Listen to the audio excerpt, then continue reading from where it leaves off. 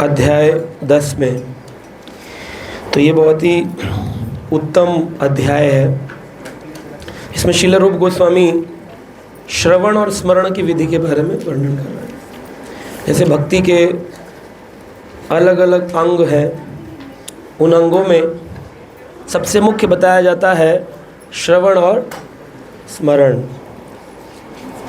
अधिकतर लोग यही प्रश्न पूछते हैं कि प्रभु जी, भगवान के बारे में इतना सुनते हैं लेकिन स्मरण नहीं आता। शास्त्र कहते हैं मनुष्य जीवन का परम लक्ष्य है कृष्ण का सदा स्मरण रहे और कभी कृष्ण का विस्मरण। तो ये इस्कॉन का कोई डिवोटी हो, आपसे कोई पूछे इस्कॉन में आप ज्वाइन किए हैं तो जीवन का लक्ष्य क्या है इस्कॉन डिवोटी का, तो क्या बोलना चाहिए आप? कृष्ण को कभी भूलूं नहीं और कृष्ण हमेशा स्मरण में रहे। दोनों तरीके से एक ही बात है, पर दो तरफ से कहने में कंप्लीट हो जाती है कि कृष्ण को कभी भूले नहीं, उनका सदा स्मरण रहे। इसको इसलिए ऐसे कहते हैं कि हो सकता है कि कभी कभी हम कृष्ण को भूल रहे हो, तब दूसरी याद आनी चाहिए कि कृष्ण का कभी विस्मरण ना हो। विस्मृतव्यो विष्णु, विष्णु का कभी विस्मरण नहीं होना चाहिए और सदा स्मृतव्यो विष्णु, वो विष्णु का सदा स्मरण रहना चाहिए। ये वैदिक सूत्र है। प्रभुपाद जी ने इसी सूत्र को लेकर इस्कॉन की रचना करी। आज इस्कॉन में सुबह मंगल आरती से लेकर के और संध्या काल तक जितनी भी सेवाएं होती हैं, अगर उनको देखा जाए तो भक्ति के 64 अंग हर भक्त हर रोज़ करता है, जिसमें से मॉर्निंग साधना में 44 अंग हो जाते हैं। भक्ति के 64 अंग हमने पढ़े थे एक अध्याय भक्ति रसामृत सिंधु में। 64 लिम्स ऑफ भक्ति। जैसे हमारे कितने लिम्स हैं, तो 5 ये उंगली हैं, ये हैं, इतने सारे टांग है, एक्सट्रीमिटीज, अपर एक्सट्रीमिटी, लोअर एक्सट्रीमिटी, इतने सारे लिम्स क्या आते हैं, शरीर के अंग। तो भक्ति महारानी जो है उनके कितने अंग हैं? एक बार मैं एक इंटरव्यू देने गया था तो उसमें मुझसे पूछा गया था शरीर में कितनी हड्डियां हैं, तो मैंने 206 बताया था, तो उसी पर सिलेक्शन हो गया था। तो भक्ति में सिलेक्शन करने के लिए कितने अंग हैं? और ये कब होंगे 64, कैसे होंगे? बोले 64 के 64 हर रोज़, अगर आप इस्कॉन के स्टैंडर्ड पे रहते हैं, हर रोज़ होंगे। और कोई संस्था ऐसी नहीं है जहाँ पर भक्ति के सारे अंग होते हैं। कहीं पर कीर्तन है, कहीं नाम जप है, कहीं गुरु सेवा है, कहीं दिव्य भजन है, कहीं कथा है, लेकिन 64 के 64 केवल गौड़ीय वैष्णव संप्रदाय में होते हैं। ये विशेष कृपा हमारे ऊपर श्रील प्रभुपाद जी की है। तो आज हम उस में सबसे इम्पोर्टेंट भक्ति के जो नवदा भक्ति के अंदर श्रवणम कीर्तनम विष्णु स्मरणम। तो एक बार मैंने हमारे गुरु महाराज परम पूज्य गोपाल कृष्ण गोसाई महाराज से पूछा था, महाराज जी भगवान का सदा स्मरण नहीं रहता है, तो ऐसा क्या करें भगवान का सदा स्मरण रहे? तो महाराज जी ने उत्तर दिया कि जिसका श्रवण कीर्तन अच्छा होता है उसको अपने आप ही स्मरण होता है। तब आपको स्वप्न में भी ठाकुर जी के दर्शन होंगे, जागृत अवस्था में भी ठाकुर जी दिखेंगे। और अगर आपको नहीं दिख रहे हैं तो कहाँ प्रॉब्लम है? श्रवण कीर्तन। तो आज हम उन्हीं श्रवण कीर्तन और स्मरण के विषय में पढ़ेंगे। रूप गोस्वामी क्या कहते हैं, आपके पास बुक होगी तो श्रवण पहला है। कृष्ण भावनामवित तथा भक्ति का शुभारंभ सुनने से होता है, जिसे संस्कृत में श्रवण कहा जाता है। सारे लोगों को अवसर मिलना चाहिए कि वह भक्ति टोलियों में भाग लेकर सुन सकें। क्या कर सकें? तो यहाँ पर मैं सबको बुलाता हूँ, सेक्टर 9 में आइए और आकर क्या करिए, सुनिए। तो ये मैं कुछ ये नहीं कर रहा हूँ कि बाबा जी बनना चाह रहा हूँ, मैं अपना आश्रम खोल रहा हूँ। किसी ने तो मेरे को बोल भी दिया, बोले प्रशांति धाम प्रशांत मुकुंद प्रभु ने अपने नाम पे बनवाया हुआ है। ऐसा मेरा कोई भाव नहीं है, मैं तो जो लिखा है उसी के अनुसार चल रहा हूँ। यहाँ लिखा है टोलियाँ बनानी चाहिए, है ना। और उसके बाद क्या करना चाहिए? हरि कथा सुने। कृष्ण भावनामृत की प्रगति के लिए ये सुनना अत्यंत महत्वपूर्ण है। क्या है? सुनना अत्यंत महत्वपूर्ण है। जब कोई अपने कानों से दिव्य ध्वनि ग्रहण करता है तो वह तुरंत शुद्ध हो जाता है। अगर बस कुछ नहीं करें, आप यहाँ अगर बैठ गए, सो भी गए ना, तो कान तो खुले। एक ऐसी इंद्री है कान जो सोने पर भी जागरी होती है। तभी तो आप जब सो रहे होते हो और अलार्म क्लॉक बजता है तो आपको सुनाई कैसे देता है? आप तो सोए हैं लेकिन क्या जग रहा है? कभी नहीं सोती है। जब से जन्म हुआ माँ की गर्भ में, तब सबसे पहले कान बने। इसीलिए कहते हैं अभिमन्यु ने गर्भ में ही ज्ञान ले लिया, प्रहलाद ने कयादु की गर्भ में ज्ञान ले लिया, क्योंकि सबसे पहले कौन सी इंद्री बनी? और ऐसी बनाई है भगवान ने कि कभी शांत नहीं होती, हमेशा खुली रहती है। फिर भी हमें बोलना पड़ता है कि कान खोलकर सुनिए। बोले वो तो बचपन से खुले हुए, कभी बंद ही नहीं हुआ, तो फिर क्यों खुलवाते हैं हम? फोकस, कंसंट्रेशन, ध्यान से सुनिए, कान खोलकर सुनिए। तो अगर कोई व्यक्ति ध्यान से सुन ले केवल, तो क्या होगा? उसका हृदय विमल बन जाता है। विमल मतलब एक होता है मल यानी गंदगी, और विमल होता है गंदगी से साफ, शुद्ध। कहीं पर गंदगी गिरी हो तो बोले अरे देखो मलिन स्थान है, गंदा स्थान है, और एकदम साफ पोछा लगाया हो तो क्या बोलेंगे? विमल, निर्मल, स्वच्छ। विमल मतलब होता है स्वच्छ। तो हमारा हृदय क्या बन जाता है? विमल। क्या करना पड़ेगा? पहाड़ों में जाना पड़ेगा। 4 धाम में लोग जा रहे हैं, उत्तराखंड में मेहनत कर रहे हैं, भीड़ों में लगे, लाइनों में, बाबा जी के दर्शन हो जाए, भगवान के। उन्हें कुछ नहीं करना। क्या करना है? एक टोली बनानी है और हरि कथा, बस। ये शास्त्र कह रहे हैं, भागवत में लिखा है, ये नहीं कि हमने बोला। भागवत के देखिए कितनी सुंदर बात लिखी है। भागवत के अंदर प्रथम स्कंद के 7वें अध्याय का 7 नंबर श्लोक, उसमें वो कह रहे हैं यस्से वे श्रियुमानायाम कृष्णे परम पुरुषे भक्तिर उत्पदेते पुंसाम शोक मोह भया अपहा। क्या करना है?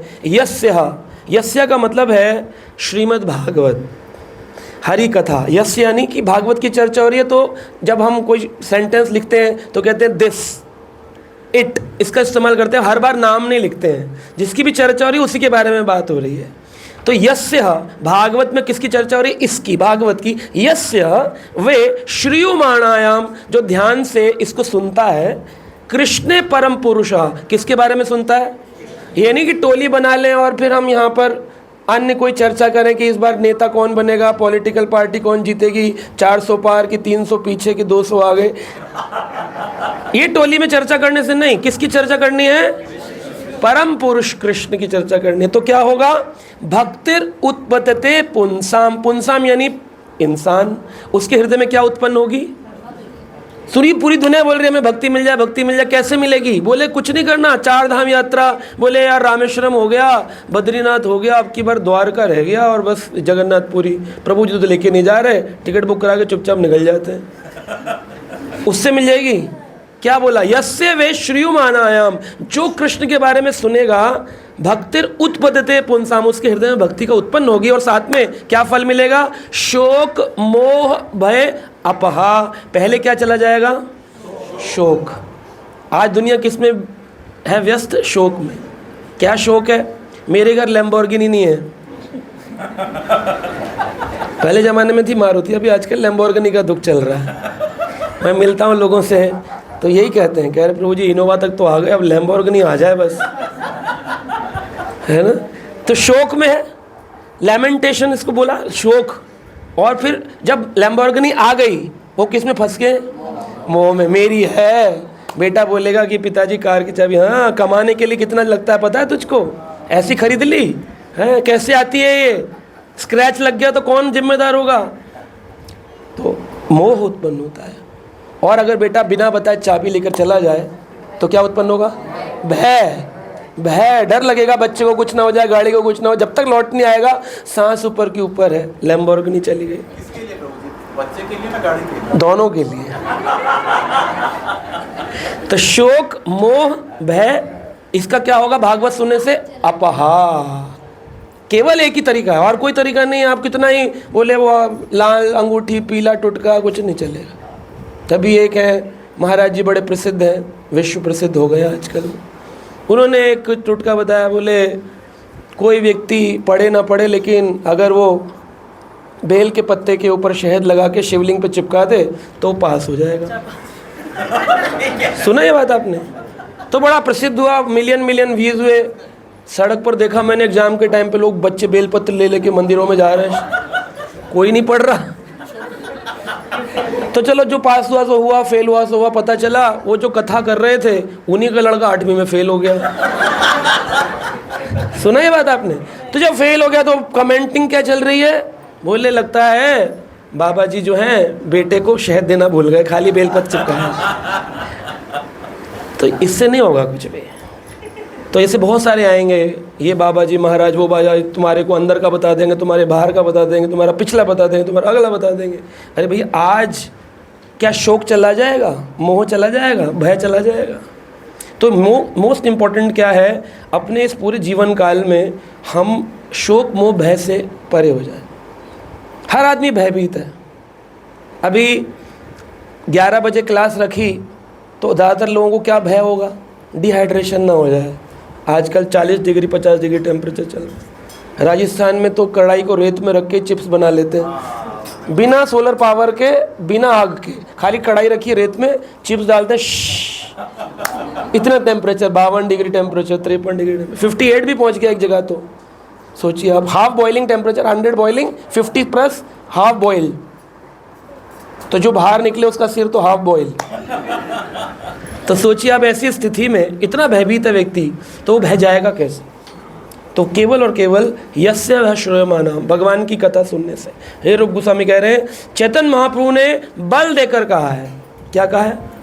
बल देकर, यानी कि इन बड़ी ही पावरफुली इन्फ्लुएंस हो कहा है, श्रवण ही अत्यंत महत्व। आप लोग खुद अपने दिल में एक बार ऐसे हाथ लगाओ, दिल पे अपने, ऐसे दिल पे अपने, दिल कहाँ है आपका?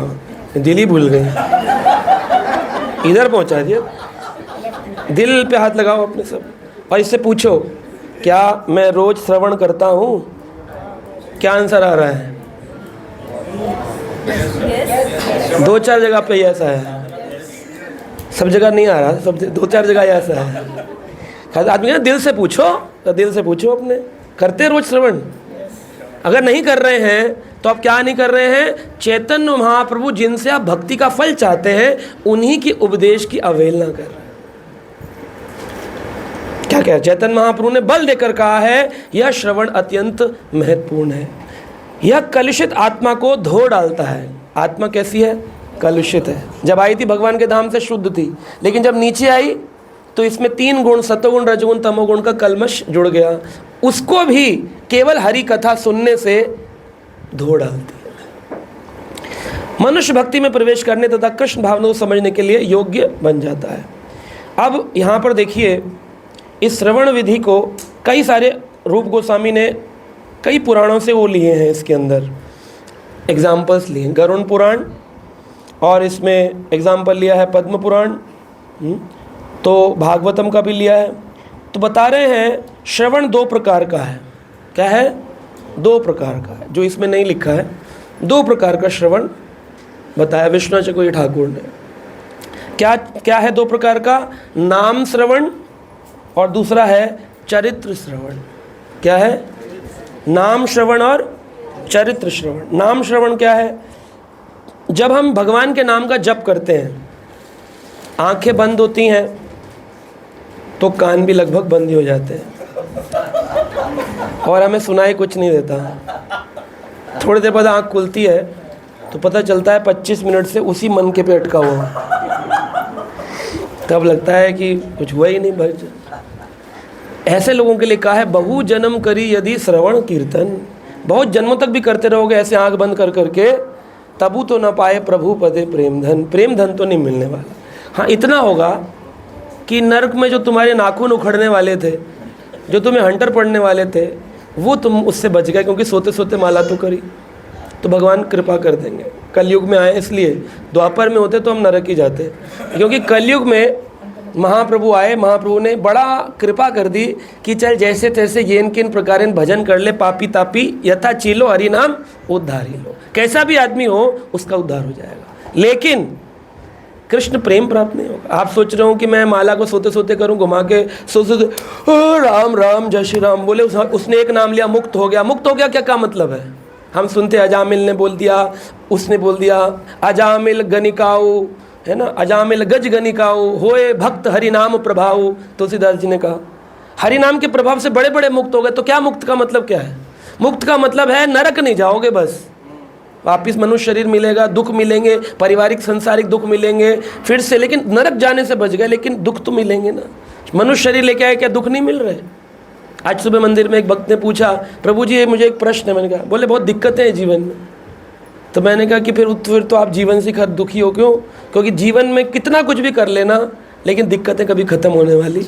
पदम पदम यत विपदम, इसमें विपदाएं तो रहने वाली। तो कहीं आप हरिनाम इसलिए कर रहे हो कि दिक्कत खत्म हो जाए? इस संसार की कोई भी प्रकृति, कोई भी क्रिया दिक्कत खत्म नहीं कर सकती। बोले फिर क्या कर सकती है? बोले दिक्कत को झेलने का,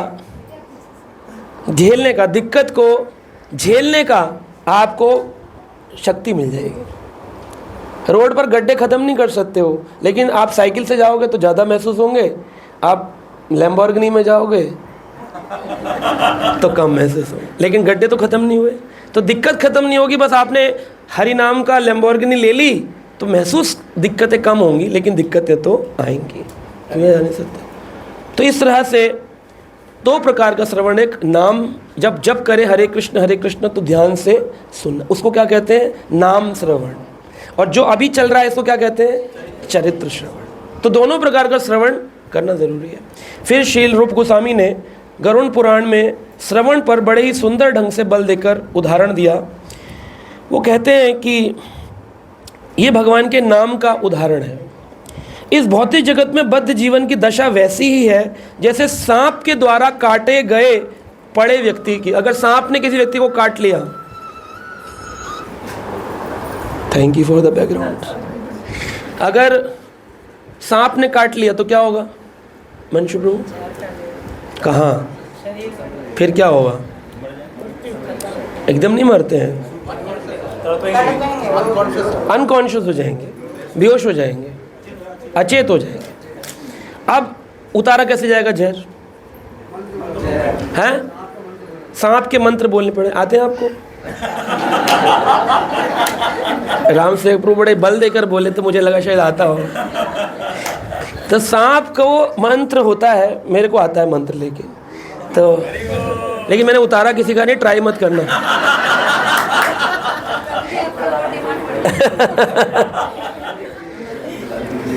वैसे ये शास्त्रिक प्रमाण है। जो जन्मेजय थे, जन्मेजय ने सर्प यज्ञ किया था। तो हम जिस जगह रहते हैं उसके पास में कुंड है, नाग यज्ञ कुंड। तो जन्मेजय परीक्षित महाराज के पुत्र थे। जब परीक्षित को तक्षक ने डसा तो जन्मेजय ने पूरे संसार में सांप यज्ञ, नाग यज्ञ किए, नाग कुंड बना के सारे नागों को जला डाला था। तो जब नागों को जलाया था तो जन्मेजय के भी आगे परिवार था। तो जन्मेजय जब उस समय थे तो उन्होंने कहा कि भाई इन सर्पों ने मेरे पिता को डस लिया, अब क्या करें? तो उस समय एक मुनि आए थे, उनका नाम था आस्तिक मुनि। ये पुराण में कथा थी, आस्तिक मुनि। तो वो बोलते हैं कि उनके नाम मात्र से सारे नाग भाग गए थे।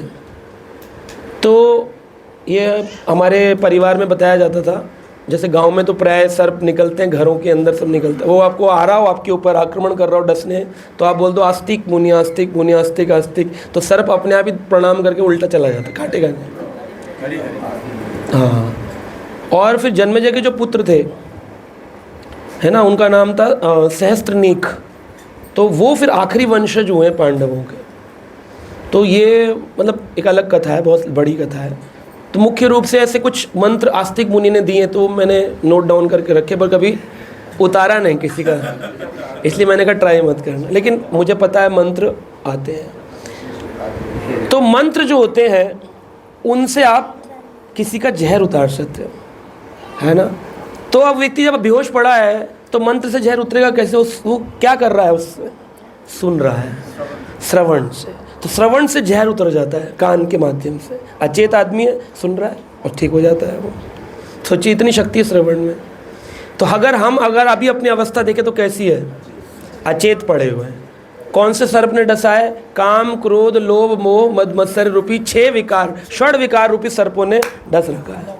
कभी क्रोध आ जाता है, कभी काम वेग बढ़ जाता है, कभी क्रोध बढ़ जाता है, कभी लोभ बढ़ जाता है। फिर आदमी कहता है क्या करें जी? फिर वो दिमाग उससे ऑप्शन देता है, हम गृहस्थी हैं, इतना तो चलता है। फिर वो सेटल कर लेता है अंदर मन में, लेकिन उसको विकार परेशान करते हैं। फिर जब हरि कथा सुनता है तो उसको अपनी ग्लानि होती है कि हाँ मेरा जीवन में कहाँ पड़ा हूँ चढ़ विकारों में, है कि नहीं। तो ये जो 6 विकार हैं डंस मारते हैं हमको, और उन्होंने हमारी आत्मा को क्या कर दिया है? कलुषित कर रखा है। कैसे शुद्ध होगी? तो केवल और केवल एक तरीका बताया, हरिनाम संकीर्तन। जब हम जोर से बोलते हैं हरे कृष्णा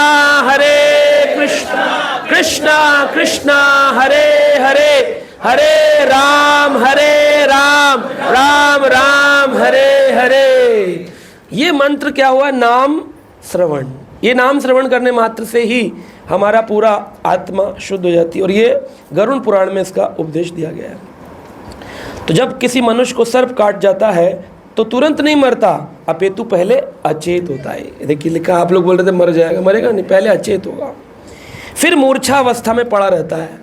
उसके बाद जब उसको कोई मंत्र वंत्र नहीं बोलेगा धीरे धीरे मर जाएगा। तो अभी हम लोग कौन सी अवस्था में? अचेत में है, लेकिन एक समय पर मर भी जाएंगे। और जब मर जाएंगे तब वही परिवार के लोग जोर जोर से क्या बोलेंगे? राम नाम। अरे भैया जीते जी समझा देते राम नाम सत्य, जीते जी समझा रहे थे पैसा सत्य, बिल्डिंग सत्य, ये परिवार, बेटा सेटल सत्य, वो सत्य, सोसाइटी सत्य, वोट सत्य, वोट देना तुम्हारी सत्य अधिकार है, सब कुछ सत्य है, राम का नाम ये असत्य है। ये सब टाइम वेस्ट मत करो अपना। लेकिन जब उठ गया आदमी, शरीर से आत्मा अलग हुई, तो सबसे पहले क्या सिखाते हैं? उसी आत्मा को सिखा रहे राम नाम। बोले भैया पहले बता देते, इतना टाइम वेस्ट नहीं होता। तो ये नाम श्रवण सबसे इम्पोर्टेंट गरुड़ पुराण में बताया गया। अभी किसी व्यक्ति को जहर हो, उतरा है कि नहीं उतरा, अब मंत्र बोलते हैं तो उसके एक सेकंड चेक भी तो होता है ना। जैसे कल्चर टेस्ट कराते हैं हमारे डॉक्टर प्रभु जी, तो पता चलता है कि इसके अंदर से इन्फेक्शन खत्म हुआ है कि नहीं हुआ है कि नहीं। पहले दवाई देंगे, पहले कल्चर टेस्ट में पता चला इतना इन्फेक्शन, फिर दवाई दी एंटीबायोटिक, फिर उसका रिपीट कल्चर टेस्ट ताकि इन्फेक्शन कितना है। अब आपने मंत्र दिए, सांप का जहर उतरा, लेकिन उतरा है कि नहीं उतरा कैसे पता चलेगा? आप सब जप करते हैं कि नहीं करते हैं? तो उतरा है कि नहीं उतरा कैसे पता चलेगा? जहर था, सर्प ने दसा, हमें हरिनाम माला मिल गई, हमारे कृष्णा जप रहे 16 माला, 4 साल, कोई 5 साल, कोई 2 साल, कोई 3 साल, तो उतरा कि नहीं उतरा कैसे पता चलेगा? कैसे उठ के मतलब ऐसे भागेगा? कथा के लिए तो आते ही हैं सब लोग, क्लास में तो सब आते ही। हाँ, काम क्रोध खत्म हो जाएगा, वो पता कैसे चलेगा? वो तो दूसरे बोलते हैं आप बड़े क्रोधी हैं, हमें तो लगता हमारा खत्म हो गया है कि नहीं?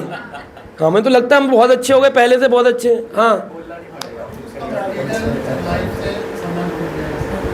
हाँ, बिल्कुल सही प्रभु जी ने बताया, बिल्कुल सही बताया प्रभु जी ने, सही उत्तर दिया। मटेरियल लाइफ के प्रति उसका रुझान कम हो जाता है। वो कैसे पता चलता है?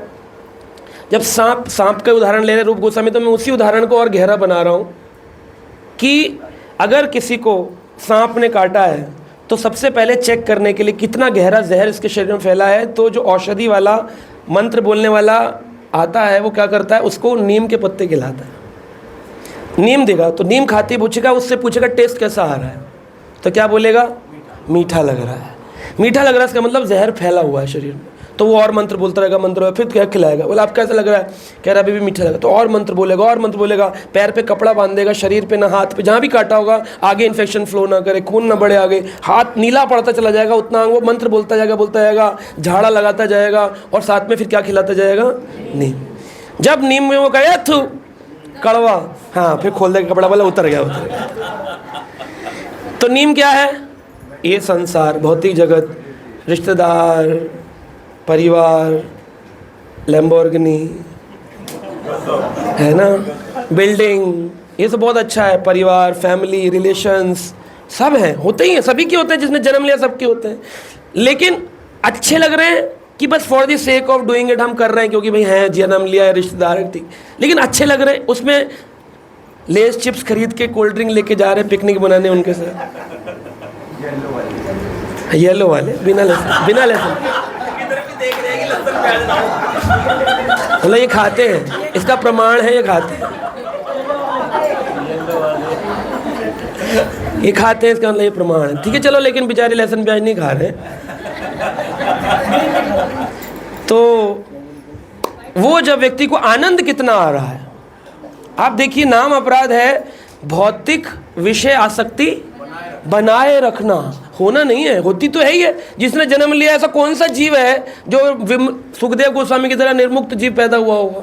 हर एक को अटैचमेंट है, लेकिन उसको बनाए रखना, बनाए कैसे रखेंगे? थोड़ा थोड़ा फ्यूल डालते, जैसे आग लग गई, अब आप उसमें पानी डालोगे तो बुझेगी, पानी नहीं भी डालोगे तो थोड़ी देर बाद आग अपने आप बुझ जाएगी, लेकिन आप उसमें घी डालते रहोगे, फ्यूल डालते तो और बोले पता नहीं बुझ नहीं रही।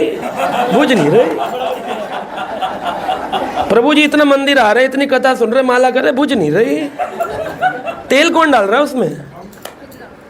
बस। तो जिस दिन ये नीम कड़वा लगने की जगह, मतलब कड़वा लगने का उसको ओरिजिनल मटेरियल वर्ड कड़वा लगने लगेगा जो नीम स्वरूप है, उस दिन समझेंगे कि वो हरि नाम का असर हुआ और जहर उतर गया।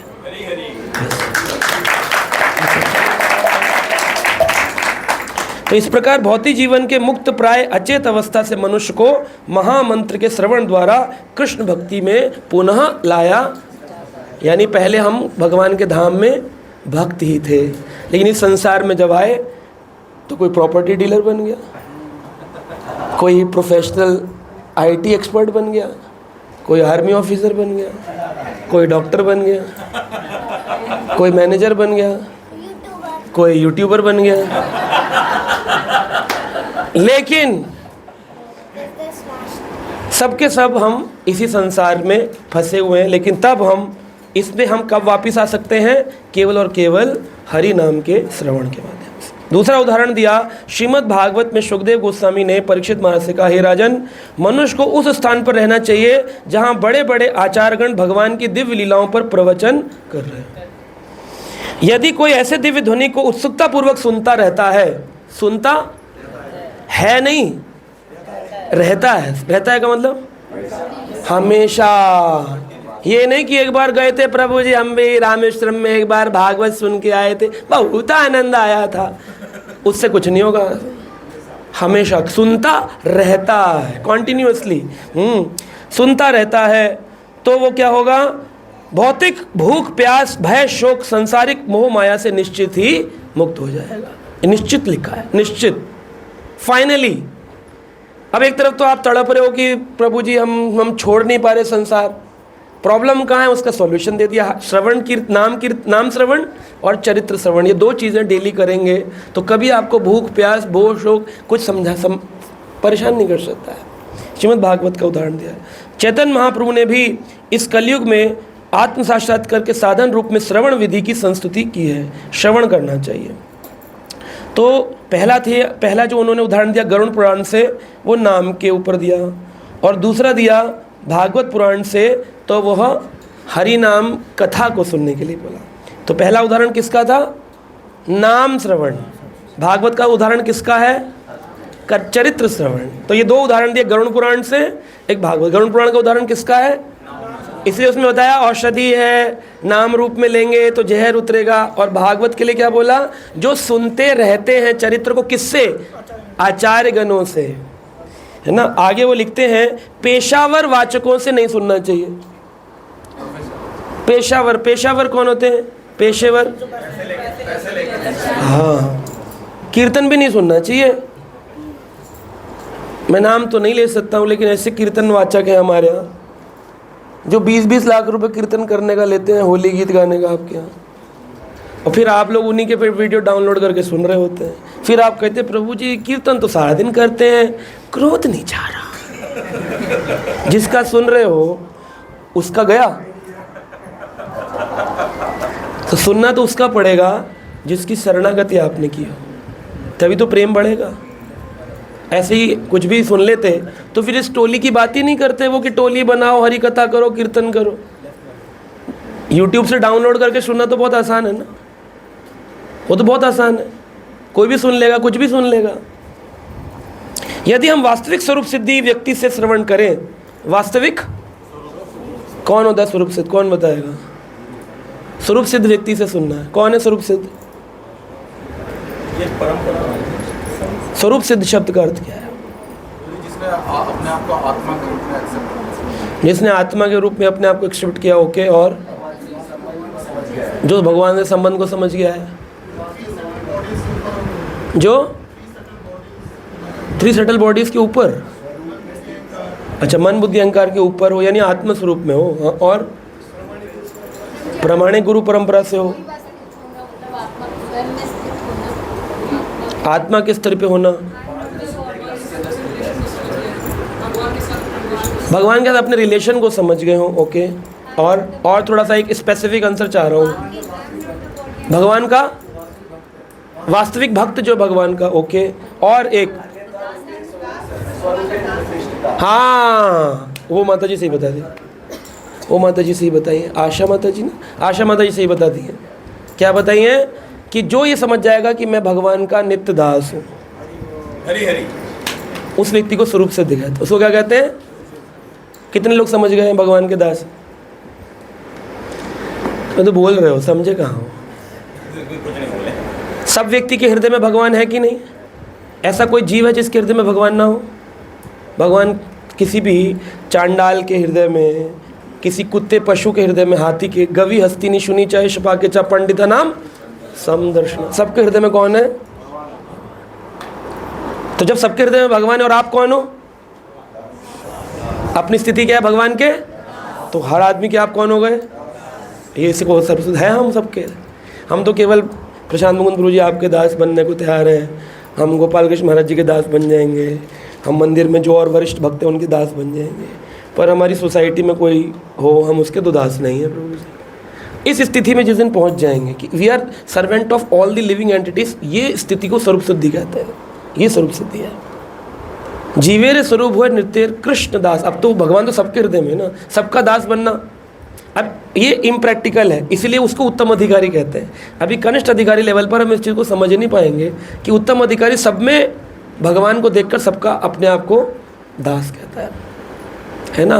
वो कहते हैं कि सबसे इस प्रकार व्यवहार करना चाहिए, ना जाने किस रूप में नारायण मिल जाए। तो सबके हृदय में अगर नारायण देखो, ऐसा कोई जीव है आप बता दो तर्क वितर्क करके कि जिसके हृदय में भगवान ना हो? 84 लाख योनि में से कोई है ऐसा? तो फिर आप सबके दास हो अगर आप भगवान की स्थिति समझ गए।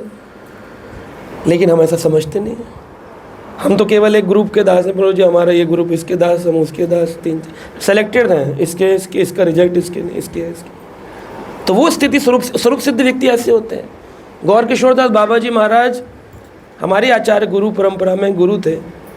वो वृंदावन में रहते थे, तो अगर जब वृंदावन आते थे, राधा कुंड के किनारे अगर कोई पशु भी मिलता था, सुअर निकृष्ट, तो उसको भी दंडवत कर देते थे।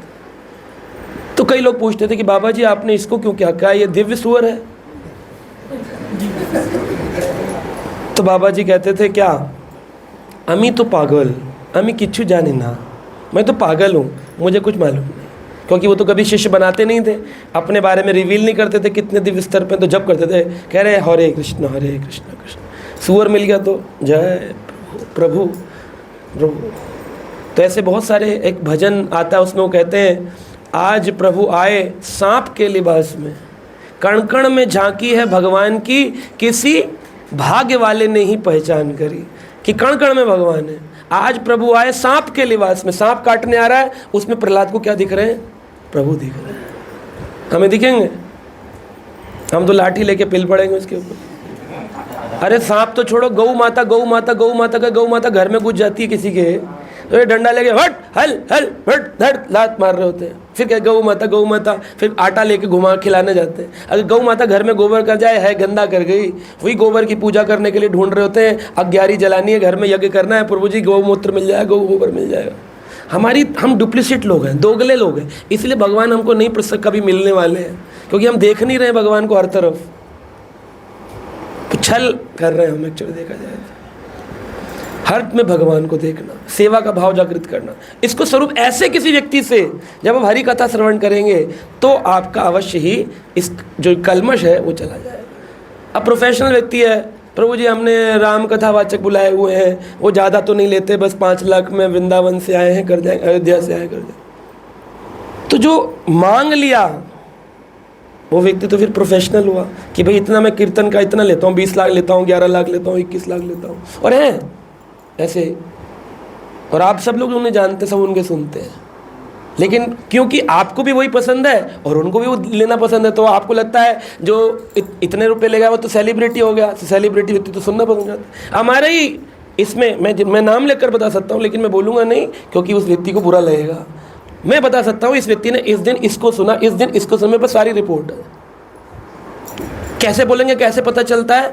कि आप किसको सुनते हैं, किसने किसको कब सुना? आप कैसे बता सकते हैं? आप कोई दिव्य योगी हैं? आप पर्चा बनाने वाले? मैं कैसे बता सकता हूं?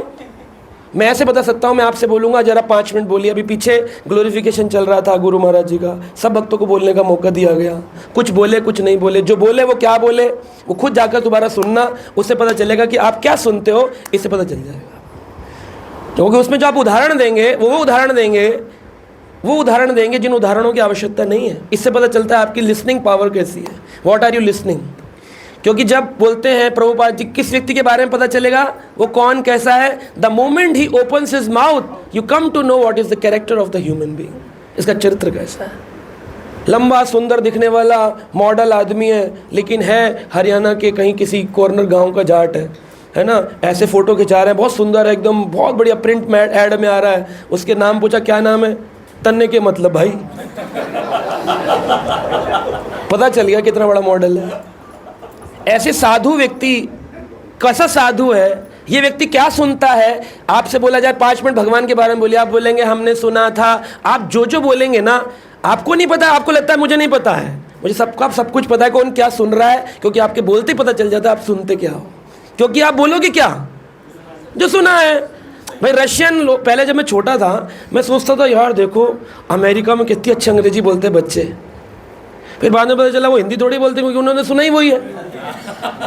पढ़ नहीं सकते लेकिन बोलते क्योंकि उनकी भाषा है ना। रशिया में रशियन बोल रहे हैं, भारत में भारतीय बोल रहे हैं, उड़ीसा में उड़िया बोल रहे हैं, बंगाल में बंगाली बोल रहे हैं, कुछ सीखने ट्रेनिंग हो रही है।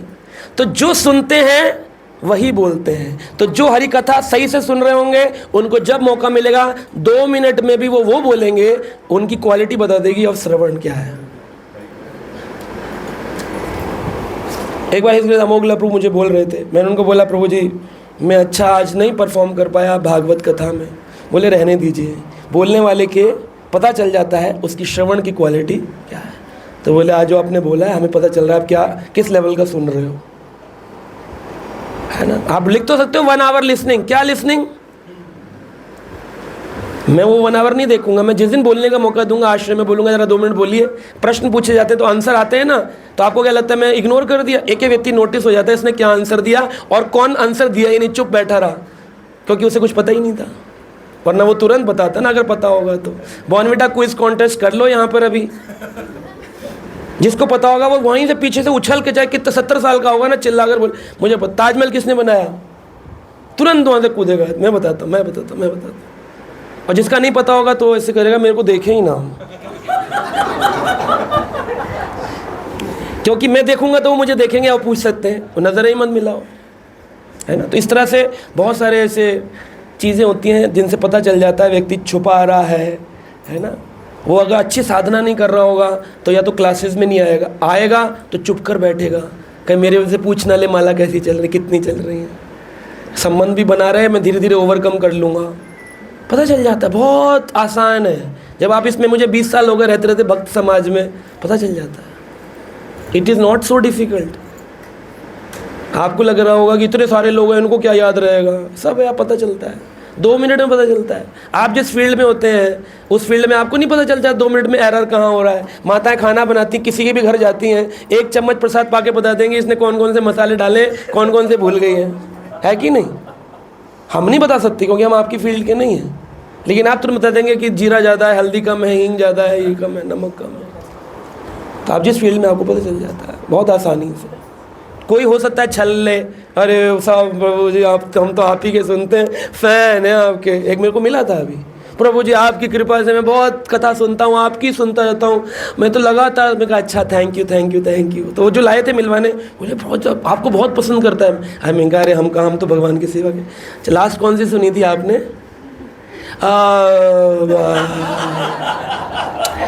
वो वाली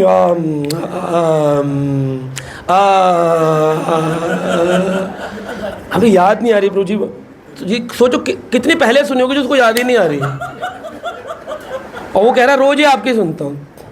इसको क्या कहते हैं? और मैंने ऐसे भक्तों को देखा वो सबको यही बोल रहे होते हैं और असली में वो किसी की भी नहीं सुन रहे होते हैं। 5 मिनट इसकी सुनी, फिर यूट्यूब में फिर 5 मिनट इसकी सुनी, फिर 5 मिनट इसकी सुनी, और वो कहीं का नहीं होता। जो घाट घाट का पानी पीता है वो किसी घाट का नहीं रहता, किसी घाट का नहीं रहता। तो इस तरह से हम या तो मंदिर में जाकर, मंदिर की एक भागवतम सीरीज चलती है ना, कि 1 श्लोक, फिर 2 श्लोक, फिर 3 श्लोक, या तो वहाँ की सीरीज़ रेगुलरली सुने तो हम मान सकते हैं कि भाई ये व्यक्ति रेगुलर श्रवण कर रहा है, या तो फिर हम किसी भक्त की कोई सीरीज़ उठाकर सुन लें, तब हमें पता चलता है। आज मैं सुन रहा हूँ चैतन्य महाप्रभु बंगाल गए थे, कल मैं सुन रहा हूँ आज चैतन्य महाप्रभु का जन्म हो रहा है। कह रहा है ये बंगाल पहले गए कि जन्म पहले हुआ। एक मुझे मिला था, राम कथा कर रहे थे हम जनकपुरी में, 7 दिन 8 दिन जब कथा पूरी हो गई तो एक भक्त कहता, प्रभु जी मज़े आ गए, कभी नहीं सुना ऐसा, वाह मज़ा आ गया, क्या आप बोलते हैं, मैं तो फ़ैन हो गया। थैंक यू सो मच प्रभु जी, आप आते रहिए, जुड़िए हमसे, नंबर लिखवा दीजिए। नहीं नहीं बहुत। अब ये बताइए आप राम कथा कब करेंगे? लगातार सुना उसने 3 घंटे रोज। ऐसे अद्भुत लोग मिलते हैं। क्या सुना उसने? बोला ये तो भागवत थी ना। मैंने नहीं, ये राम कथा ही थी, मैंने चौपाइयाँ गाई, इतना सब किस। इससे पता चल जाता है। अब उसको कुछ पूछने की थोड़ी देर, क्वेश्चन पेपर नहीं भरवाना उससे। तो ऐसे जो लोग पेशेवर लोगों से सुनेंगे उससे काम नहीं चलेगा। यदि हम वास्तविक स्वरूप सिद्धि व्यक्ति से श्रवण करें तो कानों के भीतर वैसी ही सुधा धारा प्रवाहित होगी जैसी कि चंद्रलोक में बह रही है। चंद्रलोक में क्या बहती है? अमृत सुधा धारा। अमृत से क्या होता है? कभी व्यक्ति मरता नहीं है। तो जो हरि कथा अच्छे से सुन लेगा वो कभी मरेगा कैसे नहीं? भगवत धाम से यहाँ वापस नहीं आएगा, उसकी आत्मा हमेशा भगवान की सेवा में अमर रहेगी, जहाँ पे भी रहे। भगवत गीता में कहा गया है, कृष्ण भावनित होने पर ही भौतिकवादी मनुष्य अपनी भौतिक लालसाओं से त्याग सकता है। जब उसे कृष्ण के पराशक्ति से कार्यकल्पों का आस्वादन करने का अवसर प्रदान किया जाता है, वह अपनी तुच्छ वासनाओं को भूल जाता है। अर्जुन ने ऐसी वाणी सुनी और इस तरह वह समस्त भौतिक समस्याओं के मोह से मुक्त हो गए। अर्जुन कैसे मुक्त हुए थे? अर्जुन ने बोला, नष्ट मोहा स्मृति लब्धा त्वत्प्रसादात् मयि अच्युतः। तो गीता सुनी कि लड्डू खाए थे? तो प्रसाद क्यों बोला?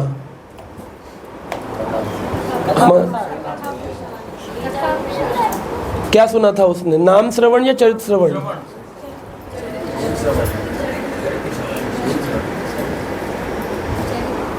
चरित्र सुना था। भगवान ने कहा कालो अस्मि, मैं काल हूँ। भगवान ने सारा चरित्र सुनाया, मैं कौन हूँ। मछलियों में मैं मगर हूँ, पशुओं में मैं सिंह हूँ, नदियों में मैं गंगा हूँ, मन अक्षरों में मैं ओमकार हूँ। भगवान ने सारे अपने चरित्र सुनाए, अपने गुण सुनाए। तो ये चरित्र श्रवण किया। तो भगवत गीता के श्रवण से क्या हो गया? नष्ट मोहा स्मृति लब्धा। हम किस लिए चर्चा कर रहे हैं आज? श्रवण और स्मरण। तो स्मृति लब्धा का क्या मतलब है? स्मरण, मेरे को स्मरण आ रहा है प्रभु वापस, और क्या मोह नष्ट हो गया है मेरा जिसमें हम फंसे हुए हैं। तो मोह नष्ट किससे कैसे हुआ? गीता सुनने मात्र से। तो जो व्यक्ति नहीं सुन रहा है वो, उसका मोह कभी नष्ट हो नहीं सकता है, चाहे वो कितना ही महाप्रसाद गोविंद करे। जो व्यक्ति कृष्ण की अनन्य भक्ति चाहता है उसकी प्रशंसा दिव्य ध्वनि द्वारा की जाती है। उसे उनके यशोगान तथा दिव्य गुणों के विषय में निरंतर श्रवण करना चाहिए। कैसे करना चाहिए? निरंतर, कॉन्टिन्यूअसली। इस प्रकार से यहाँ पर वर्णन किया गया। और भागवत कृपा की आशा करनी चाहिए। और एक 12वें स्कंद का एक उदाहरण और दिया गया है जो कि भगवान के दिव्य गुणों से रिलेटेड। जो व्यक्ति कृष्ण की अनन्य भक्ति चाहता है उसे भगवान के यशोगान दिव्य गुणों के विषय में निरंतर श्रवण करना चाहिए। तो 3 उदाहरण दिए यहाँ पर, बताइए कौन कौन से? मैं तो बोलता रहूँगा, फिर आप उठेंगे, प्रसाद पाएंगे, घर चले जाएंगे। उत्तर दो। ये आप नहीं, और भी लोग बोल रहे तो। हाँ, पहला कहाँ से दिया? गरुड़ पुराण से। क्या क्या उदाहरण दिया? नाम श्रवण। क्या उदाहरण था? जहर वाला। दूसरा कहाँ से लिया? भागवत का उदाहरण लिया, 10वें स्कंद का। वो किस चीज़ का था? आचार्यों से सुनना चाहिए। क्या? चरित्र श्रवण। और तीसरा यहाँ पर हमने 12वें स्कंद का उदाहरण लिया जहाँ पर अर्जुन का उदाहरण दिया तो ये किस में आता है? भगवान के दिव्य गुणों के श्रवण में। नाम रूप गुण लीला, तो लीला को चरित्र श्रवण कहते हैं, नाम को नाम कहते हैं, रूप भगवान का दर्शन रूप के बारे में, और यहाँ जो उदाहरण दिया है ये किसके बारे में? दिव्य गुणों की चर्चा, गुण श्रवण। नाम रूप गुण लीला, लीला सुन ली, गुण सुन लिए, नाम सुन लिया। तो जब हम गीता सुनते हैं तो क्या सुन रहे हैं? गुण श्रवण। जब भागवत सुन रहे हैं तो क्या सुन रहे हैं? चरित्र श्रवण। और जब जप कर रहे हैं तो क्या सुन रहे हैं? नाम श्रवण, नाम श्रवण। तो इस तरह से ये डिफ्रेंशिएट है। भगवत कृपा की आशा करना। अब आपने जब श्रवण शुरू कर दिया तो रूप गोस्वामी कहते हैं आपको भगवत कृपा की आशा करनी चाहिए। Much of our life in this world is spent suffering the result of sinful reactions. Devotional service is so practical that it can transform this into an opportunity for sadhana bhakti. इतने जन्मों से हम पाप का फल भोग रहे हैं, जो कर्म किए थे उसका फल भोग रहे हैं, दुख मिल रहे हैं। अब इस दुख से पार जाने के लिए क्या तरीका है? Devotional service. डिवोशनल सर्विस मतलब भक्ति। भक्ति को अंग्रेजी में क्या बोलते हैं? क्या बोलते हैं? सब लोग बोलिए। सब लोग अभी भी नहीं बोल रहे। भक्ति को अंग्रेजी में क्या कहते हैं? अब डिवोशनल सर्विस को हिंदी में क्या कहते हैं? सेवा नहीं कहते, केवल भक्ति। प्रभुपाद जी ने भक्ति को अंग्रेजी में क्या बोला है? यानी भगवान की भक्ति भाव से सेवा करना। किसी गरीब को मैंने खाना खिलाया, क्या सोच के खिलाया? भूखा है तो वो डिवोशनल सर्विस नहीं है, तो भी डिवोशनल सर्विस ने गरीब सोच के खिलाया, तब भी डिवोशनल सर्विस नहीं है। सारे आप ही बोलोगे, रुक जाओ। हाँ, कौन?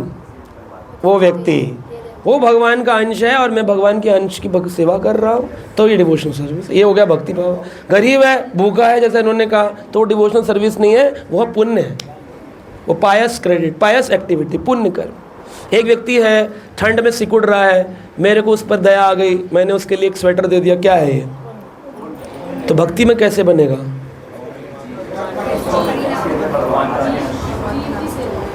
हाँ, उसको एक स्वेटर के साथ साथ एक जप माला भी दे दो, बोलो कि जप भी किया करो। बोले वो गरीब है, जप नहीं करेगा, जो भी है, आप अपनी तरफ से तो दो, अपनी तरफ से दो। आपके घर कोई रिश्तेदार आया है, आपने उसे एक 1100 रुपये का शगन दे दिया, साड़ी दे दी, धोती कुर्ता या पैंट शर्ट दे दिया, केक दे दिया, कैडबरी एक्लेयर्स का डिब्बा दे दिया, दिवाली गिफ्ट पैक दे दिया, रक्षाबंधन गिफ्ट पैक दे दिया, चॉकलेट दे दी, हैम्पर दे दिया, तो की क्या है? ये व्यवहारिक है, सामाजिक है। लेकिन ये व्यवहार को क्या कृष्ण भावनाविद व्यवहार बनाया जा सकता है? कैसे? भगवत गीता दे सकते हैं, उसको गोविंदा का केक प्रसाद दे सकते हैं, उसको तिलक दे सकते हैं लगाने के लिए, है ना? जब हम और इस भाव से दें, चलो हम उसको व्यवहार ही दे रहे हो, उससे हरिनाम करवाए, उसको बोले हम ये तो दे रहे हैं, साथ में ये भी दे रहे हैं, क्योंकि हमारा रिश्ता आपसे इतना प्रेम का, तभी तो इतने सारे चिप्स विप्स दे रहे हैं आपको हम, साथ में थोड़ा गीता के 2 श्लोक रोज पढ़ लेना। तो वो कहेंगे वो तो हमारे सुनता ही नहीं है, तो फिर चिप्स काय को दे रहे हो उसको? तो वो भी मत दो।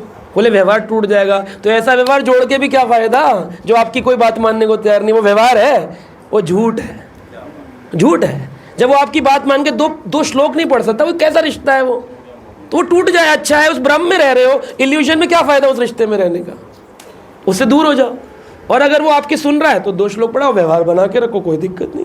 क्या दिक्कत? हाँ, ग्रुप में ऐड करके फिर वो देखेगा भी नहीं, जो भी है। प्रभु जी, ये जो है फैमिली में भी लागू? देखो, जितना आप सिंसियर होते चलाओगे सब पर लागू होगा। जैसे हमने किसी को बोला दोस्त लोग पढ़ो, मेरे पापा है, मम्मी है, सब दोस्त है, नहीं पढ़ना। देखो अब फिर आप वो ठीक है, वो तो माता पिता है, उन्होंने जन्म दिया है, लेकिन फिर आपको उनसे धीरे धीरे दूरी बनानी पड़ेगी अगर वो आपकी बात नहीं मान रहे। अगर उनका इन्फ्लुएंस आपके भजन को ख़त्म कर रहा है। लोग ब्रह्मचारी क्यों बनते हैं? परिवार के लोग नहीं मानते ना। खूब समझाने के बाद 1 2 साल 3 साल कहते तू मर जा, कहते मरने से अच्छा भगवान की सेवा में चले जाते।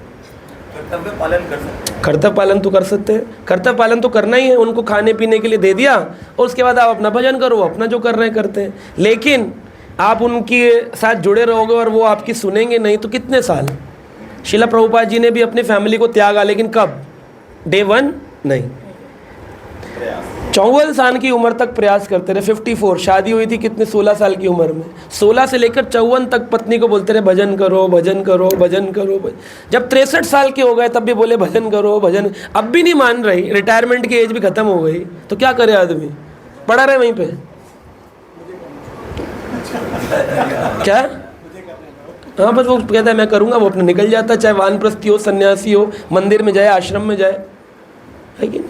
कितने साल पड़ा रहेगा?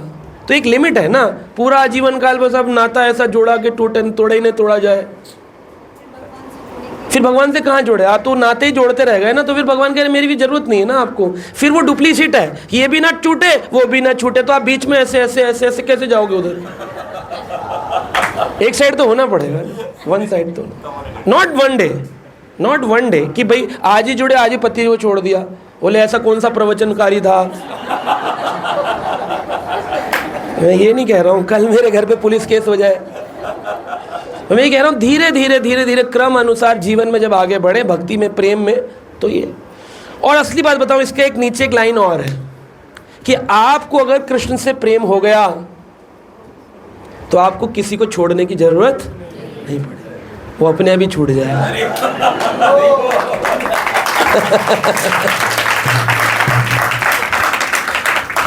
आप देखो मीराबाई है ना, उनका उदाहरण इतना एग्जॉल्टेड डिवोटी, श्रील प्रभुपाद ने बोला she was an exalted devotee. Mirabai के बहुत सारे भजन इस्कॉन में डिवोटीज गाते हैं।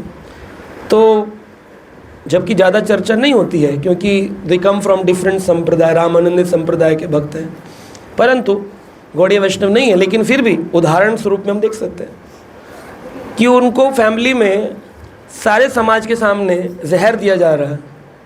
उनके हस्बैंड भी कह रहे हैं जहर पीना तुम्हारे लिए ज़्यादा इम्पॉर्टेंट है, तुम मेरी इज्जत के लिए नहीं बोल सकती हो कि मैं पति के लिए ही जीती हूँ। इतना बोल दो, फिर तुम कृष्ण भक्ति करो, मुझे कोई प्रॉब्लम नहीं है, तुम करती रहना, बस इतना समाज में तो बोल दो कि मैं तुम्हारा पति हूँ, तुम मेरे लिए जीवन जीती हो। सोचिए पूरी कम्युनिटी खड़ी है, राजा महाराजा, उस घर की बहू खड़ी है, सारी कम्युनिटी खड़ी है, सब कह रहे हैं, यहाँ तक हस्बैंड कह रहे हैं मैं राजा हूँ, मैं तुम्हें अप्रूवल दे दूंगा भजन करने का, अब अकेले करना, वृंदावन जाना, जो करना है करना, इतना कह दो कि मैं तुम्हारा पति हूँ। तो क्या बोली उत्तर में?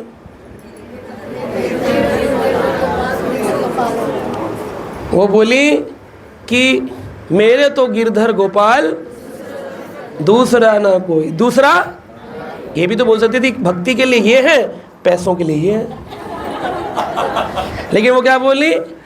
मेरे तो गिरधर गोपाल दूसरा ना कोई, जाके सिर मोर मुकुट मेरो पति ये नहीं है। पब्लिक में कैंसिल कर दिया अपने पति को। सोचिए, ये टफ है, ये एक्चुअली उत्तम अधिकारी स्तर की बातें हैं। सिर्फ यहाँ पर बता रहे हैं, इसका मतलब ये नहीं है कि हमें छोड़ने के लिए प्रेरणा दे रहे हैं। इसका यह कि इतना कृष्ण प्रेम हो जाए कि अपने आप ही संसार समझ ही नहीं आता। तुकाराम, परिवार में खाने को नहीं है, एक किसान की खेती में काम कर लिया, वहाँ से उसने कुछ रिजल्ट में गन्ने दे दिए, पैसा भी नहीं दिया। वो गन्ने लेकर आ रहे हैं तो मोहल्ले वाले कह रहे हैं आज तो तुकाराम जी बड़े गन्ने लाए, हमको भी खिलाओ, हमको भी खिलाओ, हमको भी। हाँ लो लो लो लो, सबको गन्ने बांट दिए। और एक गन्ना बच्चा घर में लाके बच्चे उसी में खुश, कह रहे आज पिताजी गन्ना लाए, आज कम से कम कुछ चूसने को खाने को तो मिलेगा। दूसरे दिन गए, खेती में बैठे हैं, भजन में ऐसा मन लग गया, वहाँ पर रखा था चिड़िया कौवे उड़ाने के लिए, ध्यान ही नहीं दिया। किसी ने चुपके से वहाँ पर गाय बैल पशु घुसा दिए, खेत पूरा नष्ट हो गया। ये अपने भगवान के राम कृष्ण हरि जय जय राम कृष्ण हरि, तो ऐसी स्थिति उत्पन्न हो गई। तो जिसने ज़मीन जिसकी थी, खेत खराब हो गया, उसने इन पर ब्लेम कर दिया, बोले अपना मकान गिरवी रख के मेरे खेत का पैसा रिटर्न करो। खेत का पैसा रिटर्न कर दिया। तो घर गए तो पत्नी से बोल दिया आज कुछ नहीं लाए, बच्चे बोले आज कुछ नहीं लाए, बोले नहीं आज लाए कुछ नहीं, आज कहीं जाना है। बोले कहाँ जाना है? घर तो हमारा ये है। कह रही ये हमारा नहीं है, ये जिसका था उसने वापस ले लिया, कुछ काल के लिए हमें दिया था, उसने वापस ले लिया। कितना कूल है। हमारे को ऐसा हो जाए हम तो स्ट्रेस हो जाएगा, लॉयर का नंबर है प्रभु जी, कोई वकील है अपने आश्रय में, प्रभु जी केस हो गया, प्रभु जी हम कर पाएंगे ऐसे?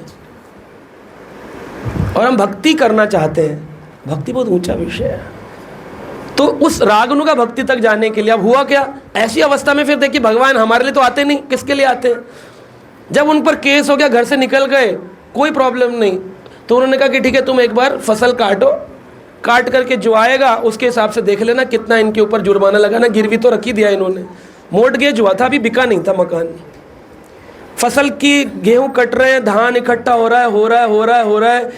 मान लो अगर 4 बैलगाड़ी भरकर धान निकलता था, गेहूं एक खेत में से, तो आज 25 से अधिक गाड़ियां भर चुकी हैं और खेत वैसा का वैसे ही खड़ा है। जितना काटते हैं उतना फिर भर जाता है। अब ऐसा अगर हमारे साथ हो जाए तो हम तो खुश हो जाएंगे।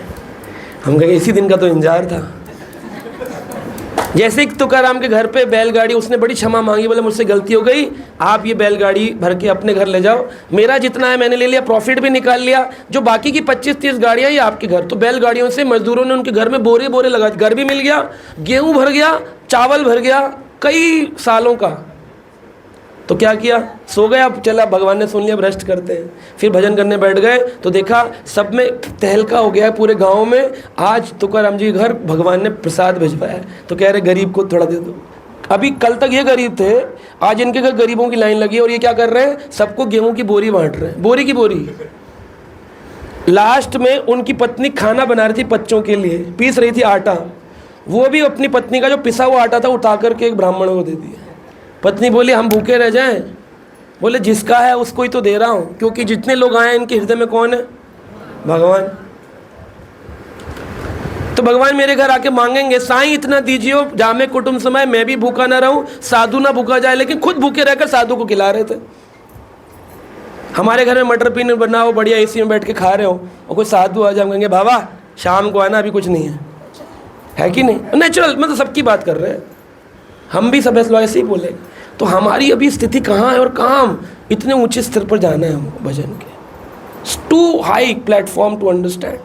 हम सोच रहे हैं जय जय श्री राम करके हम मुक्त हो जाएंगे। क्यों? मतलब वो तुकाराम की भक्ति, वो मीराबाई की भक्ति और हमारी यहाँ पर आसक्ति, कितना डिफरेंस है। और अभी भी हम मानने को तैयार नहीं। हमें पाथ पता है कि क्या करना है, नाम श्रवण करना है और चरित्र श्रवण करना है। हरे कृष्ण जपेंगे तो नाम श्रवण होगा, हरि कथा सुनेंगे तो चरित्र खत्म, इसी से सब कुछ हो जाएगा।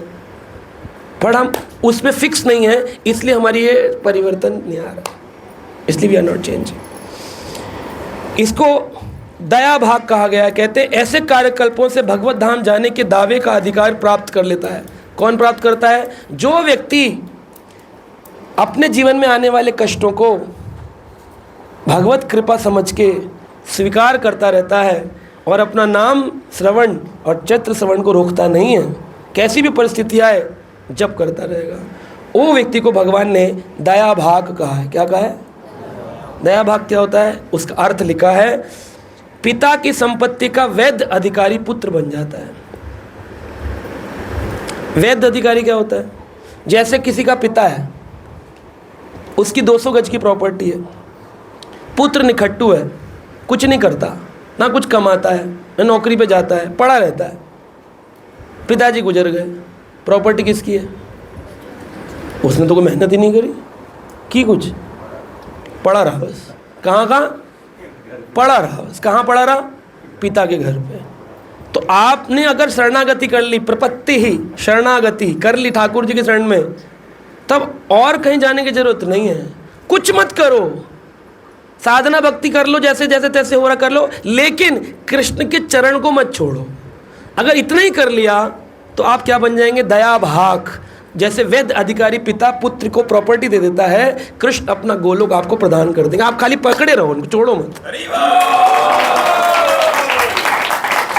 ये भागवत का प्रमाण है। 10वां स्कंद 14वां अध्याय श्लोक संख्या 8। भगवान बोल रहे हैं कि जो व्यक्ति कष्टों को केवल सहन कर लेता है। अभी होता क्या है, जैसे कष्ट आते हैं तो व्यक्ति डाइवर्ट होकर इधर उधर दूसरे मंदिरों में, ज्योतिष कुंडलियों में। मान लीजिए आपको कालसर्प दोष लग गया, तो सबसे पहले आप क्या करोगे? पहले तो ये बताओ कि बताया किसने आपको? यार किसी न किसी पंडित जी के पास गए, कृष्ण को छोड़कर गए। पहले तो आपने खुद ही डाइवर्ट कर लिया। अब चलो आपको पता भी चल गया, तो उसका तरीका क्या है? तो वो बोलेगा कि भाई त्रंबकेश्वरम जाओ, त्रंबकेश्वरम में जाकर के रुद्र अभिषेक करो, 11,000 रुपये का अभिषेक होगा, 11,000 रुपये की दक्षिणा होगी, आने जाने का आपका, वो भी 11-12 हज़ार लग जाएगा। 30-35 हज़ार रुपये लगा कर के आप अपना सर्प उतार के आओगे और फंड का सर्प चढ़ जाएगा 35 हज़ार का। फिर भी आदमी सोचता है मेरा ये दोष हटा दूँ। उस दोष से क्या प्रॉब्लम होती है? जॉब नहीं मिल रही, घर में लड़ाई झगड़े हो रहे हैं, बिजनेस लगाओ तो नहीं सक्सेसफुल हो रहा है। ये दोष के उदाहरण, पितृदोष, सर्प दोष, ऐसे दोषों से आदमी को अपनी लाइफ में स्ट्रगल बढ़ जाता है उसका। तो आदमी जाता है, अभी दिक्कत है, एस्ट्रोलॉजर के पास कौन जाता है? वो कहता है, डॉक्टर एस्ट्रोलॉजर सीधे सीधे बोलता है आप बड़े परेशान लग रहे हैं। उससे पूछो भैया अच्छा आदमी तुम्हारे पास आएगा? मैं डॉक्टर के पास जाता था पहले, तो डॉक्टर हमेशा पूछता था हाउ आर यू। मैंने कहा आंसर ही बैड है। गुड अवस्था में आपके पास कौन आता है? हाँ डॉक्टर साहब ठीक है। ऐसे कहने कभी गए हो आप? पेट दर्द है, चोट लगी है, फोड़े निकल आए, तभी तो जाओगे डॉक्टर के। डॉक्टर पूछा हाउ आर यू, बोले इन वेरी बैड शेप। तो ये एस्ट्रोलॉजर को पता है कि आप दुखी हो, कोई सुखी आता ही नहीं। मैंने एक बार एक एस्ट्रोलॉजर से बोला कि तुम कैसे हर व्यक्ति को बोलते हो तुम्हारी ये 7.5 चल रही है, तुम्हारी ये 18 साल का राहु चल रहा है, ये प्रॉब्लम चल रही है। कह रहे क्योंकि आते ही सब दुखी हैं। जिसका गुरु तेज हो, जिसकी प्रसिद्धि फैल रही हो, वो पलट कर कभी आया कोई जोशी के पास? तो नहीं आता। तो सर्प दोष पता चल गया, अब वो शिव जी के पास चला गया। अब फिर उसने फिलॉसफी पढ़ ली कि शिव जी तो वैष्णव है, वैष्णव को वांछा कल्पतरु कर सकते। तुम वांछा कल्पतरु करने गए थे, तेरी इतनी 30 किलोमीटर दूर, 30,000 किलोमीटर, 3,000 किलोमीटर क्यों गए? क्यों गए? कालसर्प दोष के लिए गए। किसी को पितृदोष हो गया, वो गया जा रहा है पितृदोष उतारने के लिए, है ना। तो लोग दोष उतारने के लिए काम कर रहे हैं, देवी देवता के पास जा रहे हैं। कोई मन्नत मांगने जा रहा है वैष्णो देवी, कह रहा है वो भी तो वैष्णवी है। तो इतनी सारी वैष्णवी बेटी, इनको प्रणाम कर लो। इतनी दूर क्यों किलोमीटर पे किलोमीटर जा रहे हो चढ़ करके? क्योंकि एक्चुअली मन में क्या है? लालच। यहाँ जाएंगे तो ये पूरा हो जाएगा, यहाँ जाएंगे तो ये पूरा हो जाएगा। तो हम मांगने जा रहे हैं। तो एक बहुत अच्छे भक्त ने उदाहरण दिया आचार्य ने कि जब आप किसी पर्पस के लिए कोई काम करते हो, तो आप भक्ति कर रहे हो, मान लो आप कृष्ण मंदिर भी जा रहे हो किसी चीज़ को पाने के लिए, तो आप किसकी भक्ति कर रहे हो? उस चीज़ की या कृष्ण की? उस चीज़ की, क्योंकि आपको पाने की इच्छा अभिलाषा बनी हुई है। जॉब लग जाए तो आप डाइवर्ट हो रहे हो ना। फिर आप कह रहे हो एकनिष्ठ है, सर्वधर्मान परित्यज्य माम एकम शरणम। एक शरणम कहाँ हुआ? एक शरणम तो नहीं हुआ ना भाई। फिर आप कह रहे हो मनचित शुद्ध नहीं हो रहा, आगे नहीं बढ़ रहे। कैसे बढ़ोगे? खुद ही तो गड़बड़ कर रहे हो।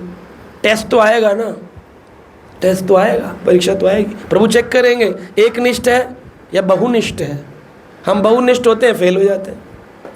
एकनिष्ठ रहेंगे, पास हो जाएंगे। भगवान क्या कह रहे हैं? पढ़ लो श्लोक में, तकलीफें आएंगी, तुम्हें कुछ नहीं करना, केवल पड़े रहना है मेरी शरण में और सहन करते रहना है। तो क्या होगा? तुम दया भाग, तुम वैद्य अधिकारी बन जाओगे मेरे गोलोक धाम के। अपने आप कुछ नहीं करना, बस उनकी शरण में पड़ना है कि जो भी हो, मारो भी राखो भी जो इच्छा तुहार, नित्य दास तो अधिकार। नित्य दास पर आपका अधिकार, मारो पीटो जो रखना है। तो ये है, अगर ऐसी स्थिति का श्रवण कीर्तन हो जाए तब फिर स्मरण बनता है। स्मरण के आचार्य हैं प्रहलाद जी महाराज। प्रहलाद जी को कितनी तकलीफें आई, एक बार भी भगवान से बोले तकलीफ दूर कर दो। यदि कोई अपने मन में जिस तिस भक्ति कृष्ण से अपना निरंतर संबंध स्थापित करता है तो ये संबंध स्मरण कहलाता है। अगर मान लो किसी के कालसर्प दोष, पितृदोष या कोई दोष हो भी जाए तो उसको भगवान के भक्तों की शरण में जाना चाहिए। फिर भक्त क्या कहेंगे? गरुण भगवान की सेवा में गोविंद जी बैठे हैं, गरुण गोविंद, उनके पास चले जाओ और जाकर के 15 दिन उनका कीर्तन करो, भोग लगाओ। तो गरुण क्या खाते हैं? तो आपकी कुंडली से सर्प निकाल देंगे, सर्प दोष खत्म हो जाएगा। पितृदोष लग गया, कैसे खत्म होगा? भगवान कृष्ण के मंदिर में जाओ और जाकर के प्रसाद वितरण करो। प्रसाद वितरण करने से क्या होगा? भगवान गीता में कहते हैं माता धाता पितामह अस्मि, मैं सब कुछ हूँ, माँ भी हूँ, पिता भी हूँ, दादा भी हूँ, परदादा भी हूँ। तो अगर भगवान का प्रसाद सब में वितरण कर दिया तो क्या होगा? आपके पितृ संतुष्ट हो जाएंगे कि हमारे घर में एक कल्याणकारी पुत्र उत्पन्न हुआ जो कि समाज में लोगों को प्रसाद खिला रहा है। तो उससे पितृ संतुष्ट हो जाएंगे। तो आपको देखना है कृष्ण भावना भवित में। वैसे भक्ति करने से सब कुछ हो जाता है, लेकिन मान लो कि भक्ति हमारी उतनी श्रेष्ठ नहीं भी है, तो आपको जो उपाय भी करने हैं वो कृष्ण भावना भवित करने, लेफ्ट राइट नहीं जाना है। लेफ्ट राइट जाने की जरूरत ही नहीं, क्योंकि कृष्ण भक्ति में सब कुछ है। एक व्यक्ति मुझे बोला कि मेरे को बोला है किसी ने किताबों का दान करो तब जाके आपका ये दोष हटेगा। मैंने ठीक है, गीता का दान करो। मेरे को एक बोला मेरे को बोला है गरीबों को खाना खिलाओ। मैंने कहा हाँ, रोज़ शाम को हम 6 से 9 कराते हैं, आप खिचड़ी प्रसाद बंटवाओ, हो जाएगा आपका। वो भी तो गरीब है। नहीं, इस्कॉन के बाहर गरीब नहीं होते और वहाँ फुटपाथ पे गरीब होते हैं, ऐसा कोई डिफरेंस है क्या? तो लोग अपनी मर्जी से ही सब नियम पालन करते हैं। गाय को बोले चारा खिलाओ बुधवार को, मैंने कहा 7 दिन खिलाओ, गौ सेवा हो जाएगी। बुधवार को क्यों खिलाओ? 7 दिन खिलाओ ना, तो गौ सेवा में अकाउंट होगा, ये भक्ति हो जाएगी। आप खाली बुधवार को खिलाओगे तो यानी आप ग्रह के लिए कर रहे हो, तो फिर आपकी भक्ति गौ की नहीं है, ग्रह की है। तो ये देखना चाहिए कि मैं किस कारण से कर रहा हूँ। तो अब स्मरण आप देखिए, स्मरण में बताया है, पद्म पुराण में व्याख्या की गई है, मैं भगवान कृष्ण को सादर नमस्कार करना चाहता हूँ, क्योंकि जो कोई भी मृत्यु के समय या अपने जीवन काल में उनका स्मरण करता है वे सारे पाप फलों से अंते नारायण स्मृति, अंत में नारायण की स्मृति होनी चाहिए। तो ये भगवान की बड़ी कृपा होती है कि जब भगवान हमको, जब श्रवण कीर्तन अच्छा होगा तो ऑटोमेटिकली हमारे को स्मरण भी होगा।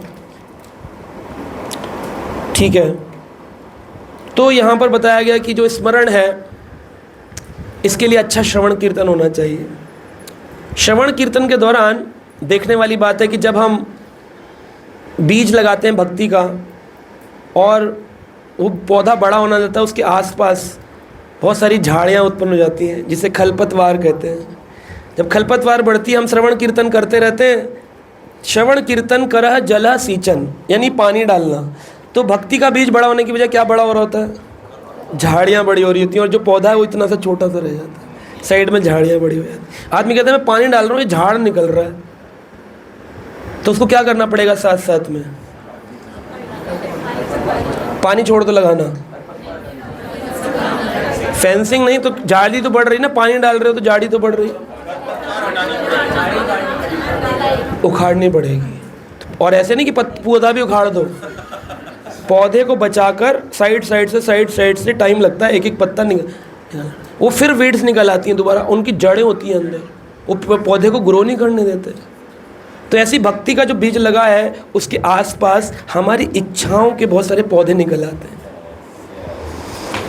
और पौधे निकलने से क्या होता है, धीरे धीरे पौधे अगर हम नहीं हटाएंगे तो एक समय काल ऐसा आएगा कि वो भक्ति का बीज वहीं का वहीं रह जाएगा, और हम पानी जितना भी डाला, साल 2 साल 5 साल 10 साल, फिर देखते कुछ समय बाद भक्ति छोड़कर चला गया, दिखते नहीं आजकल, कहाँ चले गए? क्योंकि उसने सारा जीवन जितना श्रवण कीर्तन किया उसने खलपतवार को ही बढ़ाया। कह रहे पहले भजन में आए थे तब इतना नहीं था, अब इच्छा इतनी बढ़ कैसे गई? बढ़ गई। It's a Maya's play, Maya play करती है, खेलती है हमारे साथ। कैसे खेलती है? सुंदर उदाहरण देता हूँ। एक बार एक रिटायर्ड व्यक्ति था, वो कमरा लेकर रहने लगा एक स्थान पे, तो वहाँ पर बच्चे क्रिकेट खेलने आते थे गर्मी की छुट्टियों में। तो जब खेलते थे तो शोर मचाते थे, छक्का, ये हमारा चौका। तो वो रिटायर्ड आदमी कहता मैं सब कुछ छोड़ छाड़ के आया 70 साल की उम्र में, ये यहाँ पर शोर मचाते, मुझे सोने नहीं देते, मैं किताब पढ़ता हूँ, पढ़ने नहीं देते। बाहर आया, बोला ये शोर क्यों मचाते हो, भागो यहाँ से। कह तुम्हारी ज़मीन है, क्यों जाए यहाँ से? कह रहे अच्छा क्यों खेलते हो? कह रहा हमारा प्रेम है, आपस में फ्रेंडली मैचेस होते हैं हमारे। कह रहे कोई जीत गया तो क्या मिलेगा? कह रहे मिलेगा क्या, मज़ा आता है, मज़े के लिए करते हैं। कह रहे इसमें क्या मज़ा है? कह रहे तुम धूप पसीने में। कह रहे आपको क्या पता, आप तो बूढ़े हो, आपको क्या पता, आप खेलो हमारे से पता चलेगा। हम बॉलिंग करते हैं, कौन सी टीम जीतेगी, मज़ा आता है। कह रहे अच्छा। कह रहे अगर मज़े के साथ साथ मैं तुम्हें 10-10 रुपये दूँ जीतने वाली टीम को तो कैसा है? एक दो कह रहा ठीक है लगा ले। क्रिकेट खेलना शुरू किया। अब क्रिकेट में फोकस क्या हो गया? 10 रुपये कौन सी टीम जीतेगी। अब 10 रुपये मिल गए उनको, पहली टीम जीत के बोले अब कल देखते हैं, कल अंकल कल आए। कह रहा कल का क्या प्राइस है? कह रहे 20 रुपये। कह रहे अब तो और रोज तैयारी चल रही है, 6 बजे गए, 4:30 बजे विकेट लग गए, रेसिंग कर रहे हैं और एक्स्ट्रा चल रहा है। और फिर 20 रुपये जीत गई टीम। कंपटीशन बढ़ते बढ़ते 100 तक पहुंच गया, 100 रुपये मिलेंगे टीम को। अब तो धीरे धीरे बड़ा मज़ा आ रहा है इनको, और आनंद आ रहा है। तो अंकल ने एक दिन ताला डाला और चले गए। अब बच्चे आए, विकेट गाड़ दिया, 6 बज गए, 6:30 बज गए, 7 बजे अंकल नहीं आए। अंकल क्रिकेट का टाइम जा रहा है, जल्दी आओ।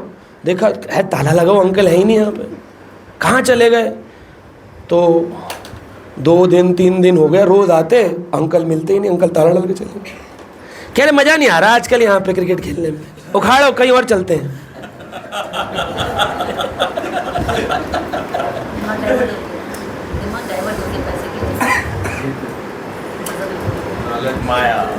आए थे हरि भजन को मीठा लगा, यही है सेम कंसेप्ट। आए थे हरि भजन को मीठा लगा, दुविधा में दोनों गए न माया मिली। उन बच्चों को ना क्रिकेट मिला ना पैसे मिले, उन्होंने क्रिकेट खेलना ही छोड़ दिया। कह रहे गेम ही नाश पीटा है, इसमें कुछ मिलता ही नहीं है। तो आए क्यों थे? मज़े के लिए। हम जिस दिन आए पहले दिन किस लिए आए थे? माला करने, आनंद पाने के लिए। दुख बहुत था। फिर धीरे धीरे इस ग्रुप का लीडर बन जाएंगे, दीक्षा हो जाएगी, आगे बढ़ जाएंगे, वो वाले ग्रुप में प्रभु जी ज़्यादा पॉपुलर है, उधर चले जाएं। नहीं नहीं, वो वाले का ग्रुप बड़ा है, उनके सेंटर चल रहे हैं, तुझे पता है। आए थे माला करने, लग गए इधर उधर इधर उधर इधर, वो रह गया। माया में दोनों गई, न ये मिलता है न वो। एक बार एक स्विमर थी, वो स्विमिंग कर रही थी, तो उसने अपनी पूरी नेशनल न स्टेट जीता, डिस्ट्रिक्ट जीता, नेशनल जीत लिया उसने, बड़ी एक्सपर्ट। जब इंटरनेशनल मैच खेलने गई स्विमर, तो उसके साथ उसका कोच भी था। तो कोच टाइम लगाए, अब वो जो इतनी पॉपुलर थी, 3 मिनट के अंदर लैप पूरा कर लेती थी 50 मीटर, वो आज कर ही नहीं पा रही है, कर ही नहीं पा रही है, कर ही नहीं पा रही। अब वो कह रहा है क्या बात हो गई, वहाँ से लाए थे, इंडिया से सिलेक्शन होके आया है, बेइज्जती हो जाएगी, इंटरनेशनल टिकट खर्चा हुआ है, क्यों नहीं कर पा रही है। बार बार और अंदर जाओ और तेज करो, थक गई वो, बोल मन नहीं कर रहा करने का। कह रहा हो क्या गया तुमको? उसने बिठाया, कोच ने बोला मैं बताऊं तुम क्यों नहीं कर पा रही हो? बोले क्यों? बोले जिस दिन तुम स्विमिंग करने आई थी पहले दिन, किस लिए आई थी? तो कह रहे बहुत अच्छा लगता था, तेज़ मछली की तरह इधर जाना उधर से आना। बोले फिर अब क्या हो गया? बोले सर अगर मैं इंटरनेशनल नहीं जीती तो आपकी कितनी बेइज्जती होगी ना। तो अब वो तैयार किसके लिए रही है? जीतने के लिए, अभिलाषा के। तो उसके कोच ने बोला तो उसको दिमाग से निकाल दे, हारेंगे तो हारेंगे, जीतेंगे जीतेंगे, तो इसलिए तैर कि ये पानी तेरा घर है, ये पानी तेरा घर है, आनंद ले जितना ले सकती है, फुल एंजॉय कर, मैं टाइम भी नहीं लगाऊंगा, कुछ नहीं लगाऊंगा। लेकिन उसने टाइम लगा लिया और वो तैरी, और उसने 2.5 मिनट में ही वो लैप पूरा कर लिया। कह रही बहुत मज़ा आया सर, मुझे पता है टाइम ज़्यादा लगा होगा लेकिन मैंने एंजॉय किया। सर कह रहे तूने 2.5 मिनट में कर दिया, तो इंटरनेशनल चैम्पियन बन गई। लेकिन हम करते क्या, यही लाइफ में चाहे स्कूल हो, कॉलेज हो, भक्ति हो, हमारा फोकस डेविएट होता है क्योंकि हम जिस लिए आए थे उस पर्पज़ को भूलकर किसी और पर्पज़ के लिए काम कर रहे होते हैं।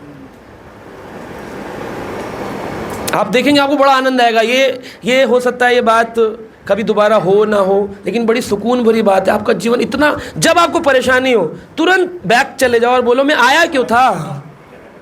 आपको तुरंत रिलैक्स हो जाएगा, यार वो पर्पस तो मेरा मैच हो ही रहा है, मैं खामोगा डिप्रेशन में हूँ, तुरंत सेटिस्फाई, शांति आ जाती है। देखिए, और स्मरण बनता है ठाकुर जी का, बड़ा अच्छा, बड़ा मज़ा आता है जब करने में। हरे कृष्ण। तो फिर अब ये तीसरी चीज़ है ध्यान।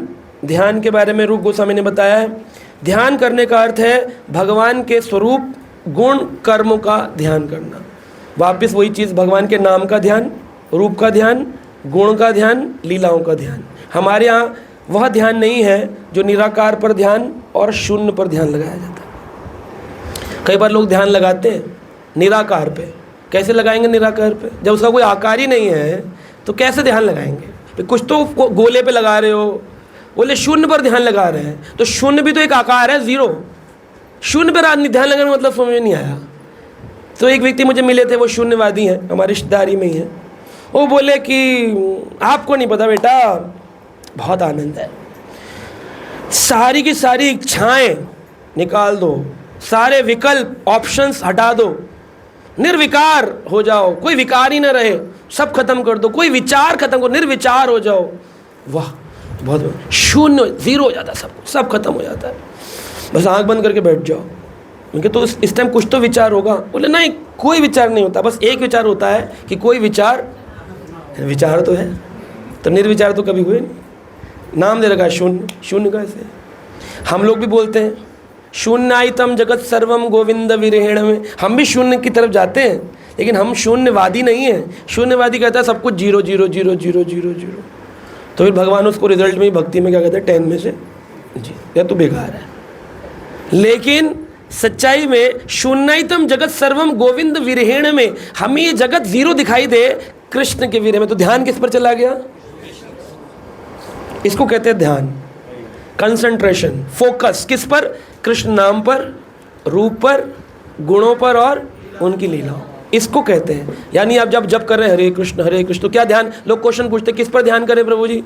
जो वर्ड आ रहा है हरे कृष्ण कृष्ण कृष्ण, हरे राम राम राम, हरे कृष्ण कृष्ण कृष्ण, हरे राम राम राम, ये नाम ध्यान हो गया। रूप ध्यान, आप जब कर रहे हो हरे कृष्ण, सामने मूर्ति लगा रखी, भगवान का विग्रह है, ठाकुर जी के चरण कितने सुंदर है, हरे कृष्ण फिर खोल लिया हरे कृष्ण फिर देख लिया हरे कृष्ण, ये क्या हो गया? रूप ध्यान। गुण ध्यान, भगवान की क्वालिटी ज़्यादा आ रही है। आप घूमने गए हो, आपने चिड़ियाघर में शेर देखा, कह रहे भगवान कहते हैं ना गीता में, पशुओं में मैं सिंह हूँ, देखो ठाकुर जी, देखो ठाकुर जी हैं, नरसिंह रूपा सिंह है। तो आपको शेर में दिखाई दे जाएगा? नहीं दिखेगा, यानी अपने गुण का आप स्मरण नहीं कर रहे हो। और चरित्र, भगवान की लीला है, जैसे कोई बात शुरू होती है तुरंत ही व्यक्ति लीला में प्रवेश कर जाता है, अरे मुझे एक लीला याद है, फिर बोलता नहीं, फिर मजे से। तो इसको कहते हैं स्मरण दशा। सदा वो हंसता है, ऐसे बैठा बैठा क्या हुआ, क्या याद आ गया? नहीं कुछ नहीं, ठाकुर जी की लीला याद आती है। स्मरण दशा में पहुंच जा, हमेशा इतना सुन लिया उसने, पॉपअप आते रहते उसके दिमाग में, कुछ ना कुछ लीला चलती रहती, कुछ ना कुछ। हमेशा उसका दिमाग जैसे हमारा वायरस से भरा रहता है कंप्यूटर, ऐसे ही उसका हरिनाम लीलाओं से अलग अलग लीलाएं स्फुरित होती हैं उसके मन की मानस पटल पर, टक टक टक टक, वो जपता रहेगा। रूप गोस्वामी देख रहे हैं, अरे देखो देखो सामने राधा रानी के पीछे सांप है। सनातन गोस्वामी कह रहे पागल हो गए रूप, कहाँ है सांप, वहाँ तो कोई नहीं है।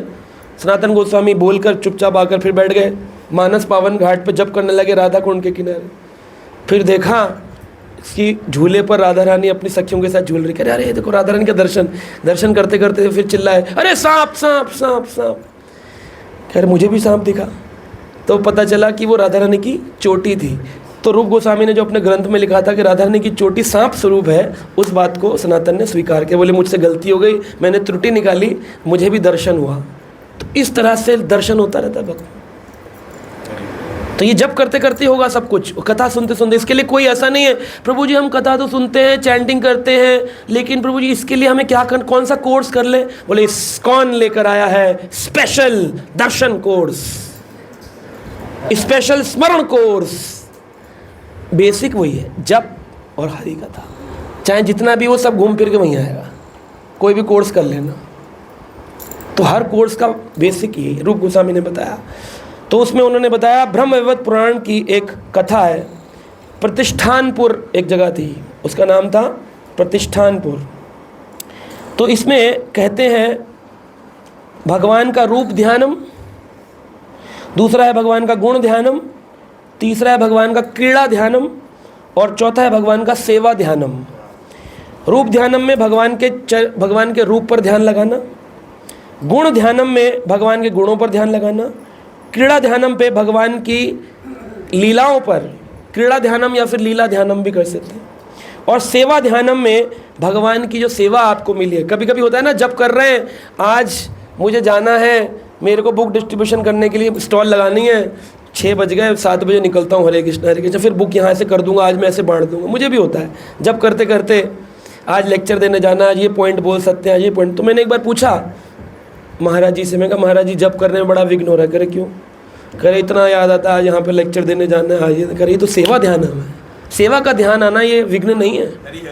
विघ्न क्या है? मुझे बिल भरने जाना है, आज वहाँ पे उसको पैसे लेने जाना है, ये विघ्न है, ये विक्षेप है। लेकिन अगर सेवा का ध्यान आ रहा है, बोले उसकी एंजाइटी हो रही है सेवा करने की, नहीं हुई टाइम पर तो क्या होगा, एंजाइटी हो जाती है, तो प्रभुपाद जी लिखते हैं that anxiety will purify you, वो शुद्ध करेगी। हरि बोल। संसार की एंजाइटी संसार में फंसाएगी, कृष्ण के लिए एंजाइटी है ये मंदिर कब बनेगा, कैसे भक्त जुड़ेंगे, भक्त आते क्यों नहीं क्लास में, मेरे मैसेज का रिप्लाई क्यों नहीं करते हैं, दीक्षा लेने के बाद रिप्लाई नहीं कर रहे हैं, कैसे लोग हैं, एंजाइटी हो रही है, भगवान गुरु महाराज क्या करूं, गुरु महाराज कहते हैं एंजाइटी विल प्यूरिफाई। अच्छा है, ऐसी एंजाइटी अच्छी है, जो भी चीज़ भगवान के लिए वो शुद्ध करेगी, और जो संसार के लिए वो चाहे कितनी अच्छी हो बांध देगी संसार से। ये तो उसमें एक प्रतिष्ठानपुर की कथा इसमें बताई है बड़ी सुंदर। एक ब्राह्मण थे, आत्मसंतुष्ट रहते थे, पर्याप्त धन ऐश्वर्य नहीं था उनके पास, तो वो दुखी नहीं होते थे, शांतिपूर्वक रहते थे, जीवन बिताते थे, लेकिन उनका हृदय बहुत विशाल था। उन्होंने भगवान के कार्यों के बारे में श्रद्धापूर्वक सुन रखा था, वैष्णव कार्य कैसे करते हैं, तो उन्होंने सुना कि भगवान की कई प्रकार की प्रतिमा होती है। अब गरीब थे लेकिन प्रतिष्ठानपुर के थे तो प्रतिष्ठा बनाए रखी, गरीबी बोलते नहीं थे, किसी से नहीं बोलते थे मैं गरीब हूँ मुझे 500 रुपये उधार दे दो, 1000 रुपये उधार दे दो, मांगते नहीं थे, कोई दे दे वो उसकी इच्छा है, मांगते नहीं है। मांगने में और प्राप्त होने में दोनों में भेद होता है। तुकाराम जी जब गरीब थे तो किसी ने बोला तुम भिखारी क्यों नहीं बन जाते हो, जब तुम्हारे घर कुछ नहीं है, रोड पर खड़े हो गए, हरि नाम लोगे तो कुछ ना कुछ तो देगा कोई आदमी। तो उन्होंने कहा भक्त कभी भीख नहीं मांग सकता, भक्त भूखा मर जाएगा, भीख नहीं मांगेगा। हाँ मैं कीर्तन करूँगा, कोई दक्षिणा दे जाए वो उसकी इच्छा है, लेकिन मैं मांगूंगा ना, पैसे मांगूंगा, अगर मैंने पैसे मांग लिए तो फिर मैं भिखारी क्या करते हैं, अरे द्वार पालो देना माई, वो भी तो कीर्तन कर रहा है, लेकिन वो क्या कर रहा है, मांग रहा है। जहाँ आपने हाथ फैला दिया वहाँ भक्त नहीं हुए, आप क्या बन गए, भिखारी। और जहाँ आपका हाथ ऐसे है, कृपा कर रहे हो आप लोगों पर, उनको भक्ति दे रहे हो, उनको माला दे रहे हो, पुस्तक दे रहे हो, प्रसाद दे रहे हो, आप भक्त हो। जैसे आपने ये हाथ टर्न कर लिया, कुछ दे दो, तो ये भिखारी है, ये भक्त नहीं है। तो भक्त में और भिखारी में बहुत भेद है ना। तो इस प्रकार से प्रतिष्ठानपुर के थे लेकिन मांगते किसी, उन्होंने सुना भगवान की 8 प्रकार की प्रतिमा होती है।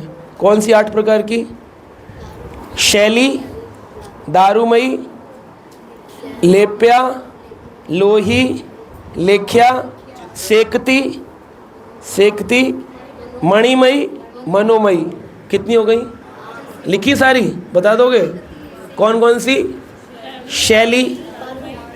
शैली का मतलब क्या है, शैली आंटी नहीं, शैली माता जी।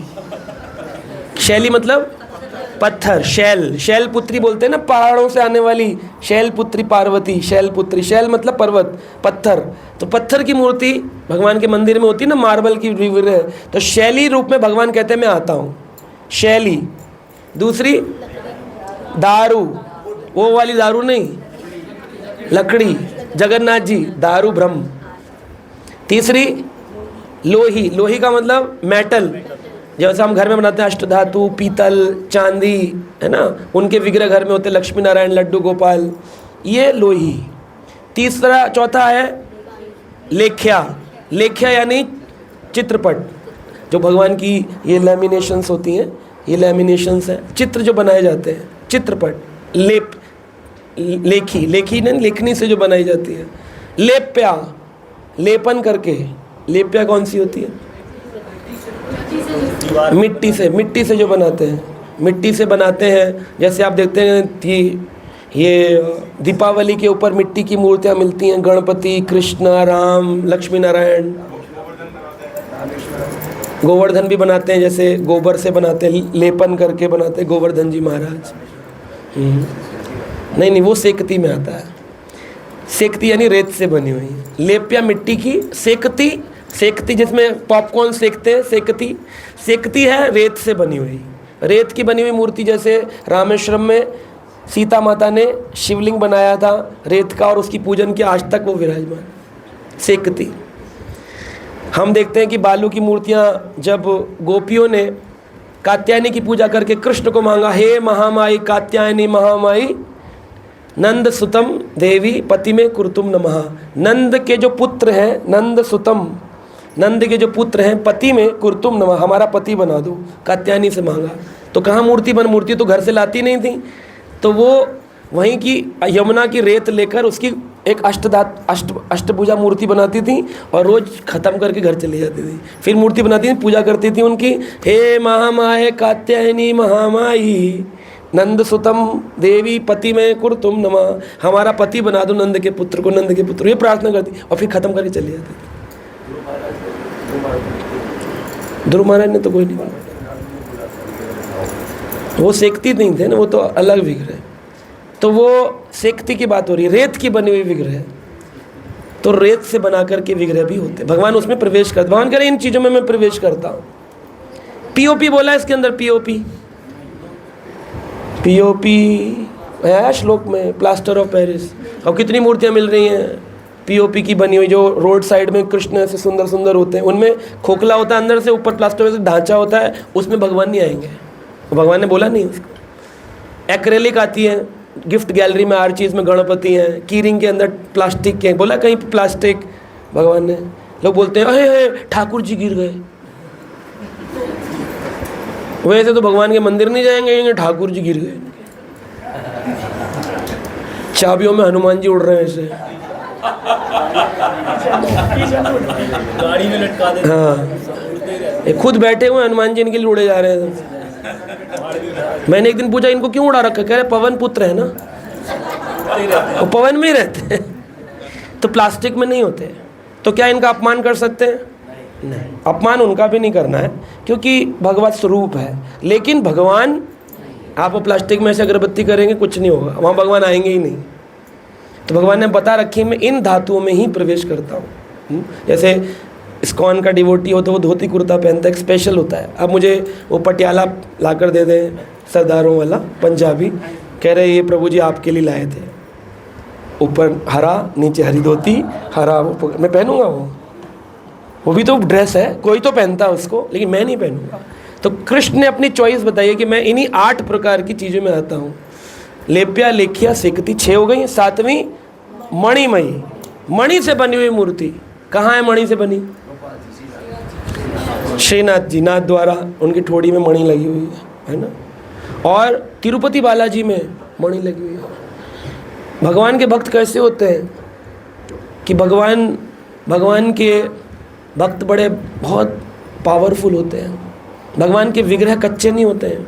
कल मैं प्रभु जी को रात में कथा सुना रहा था, रामानुजाचार्य जी, पार्थ कृष्ण जी को बता रहा था।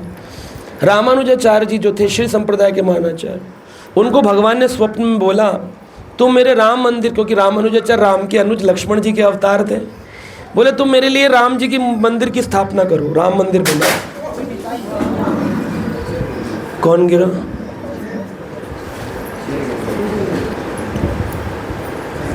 तो इस प्रकार से रामानुजाचार्य जी को भगवान बोल रहे हैं मेरे राम मंदिर की स्थापना करो। रामानुजाचार्य जी बोले विग्रह कहाँ से लाने हैं भगवान? तो स्वप्न में बोले दिल्ली का एक बादशाह है जिसकी बेटी राम जी से बड़ा प्रेम करती है, उसके पास एक विग्रह, वो लाना है। दिल्ली का बादशाह, आप ही के दिल्ली का। रामानुजाचार्य जी कहाँ थे? दक्षिण भारत में। चल कर के आए और बादशाह से कहा मुझे स्वप्न आया है, भगवान ने ऐसा चाहते हैं तो आप मुझे देंगे? तो देखिए मेरी बेटी बहुत प्रेम करती है विग्रह से, अगर वो दे दे तो आप ले जाओ। तो उन्होंने कहा ठीक है। रात्रि में रामानुजाचार्य जी रुक गए, बादशाह को स्वप्न आया कि ये राम जी बोलते हैं कि मैं ना इसके साथ जाना चाहता हूँ, रामानुजाचार्य के साथ, मुझे भेज दो। बोले कि मेरी बेटी तो पागल हो जाएगी पूरा। तो उन्होंने सुबह उठकर बेटी को समझाया बुझाया, बेटी रोने लग गई। बोली अगर राम जी स्वयं जाना चाहें तो जा सकते हैं, लेकिन अगर स्वयं नहीं गए तो ये उठा के नहीं ले जाने दूंगी, यानी कि राम जी चल कर जाएँ। अब विग्रह कैसे चलेगा? आपने सुना साक्षी गोपाल में विग्रह चलाए, तो ऐसी बहुत लीलाएं हुई। उसमें एक लीला ये भी हुई, राम जी की मूर्ति पूरे सभा के सेंटर में लगा दी गई।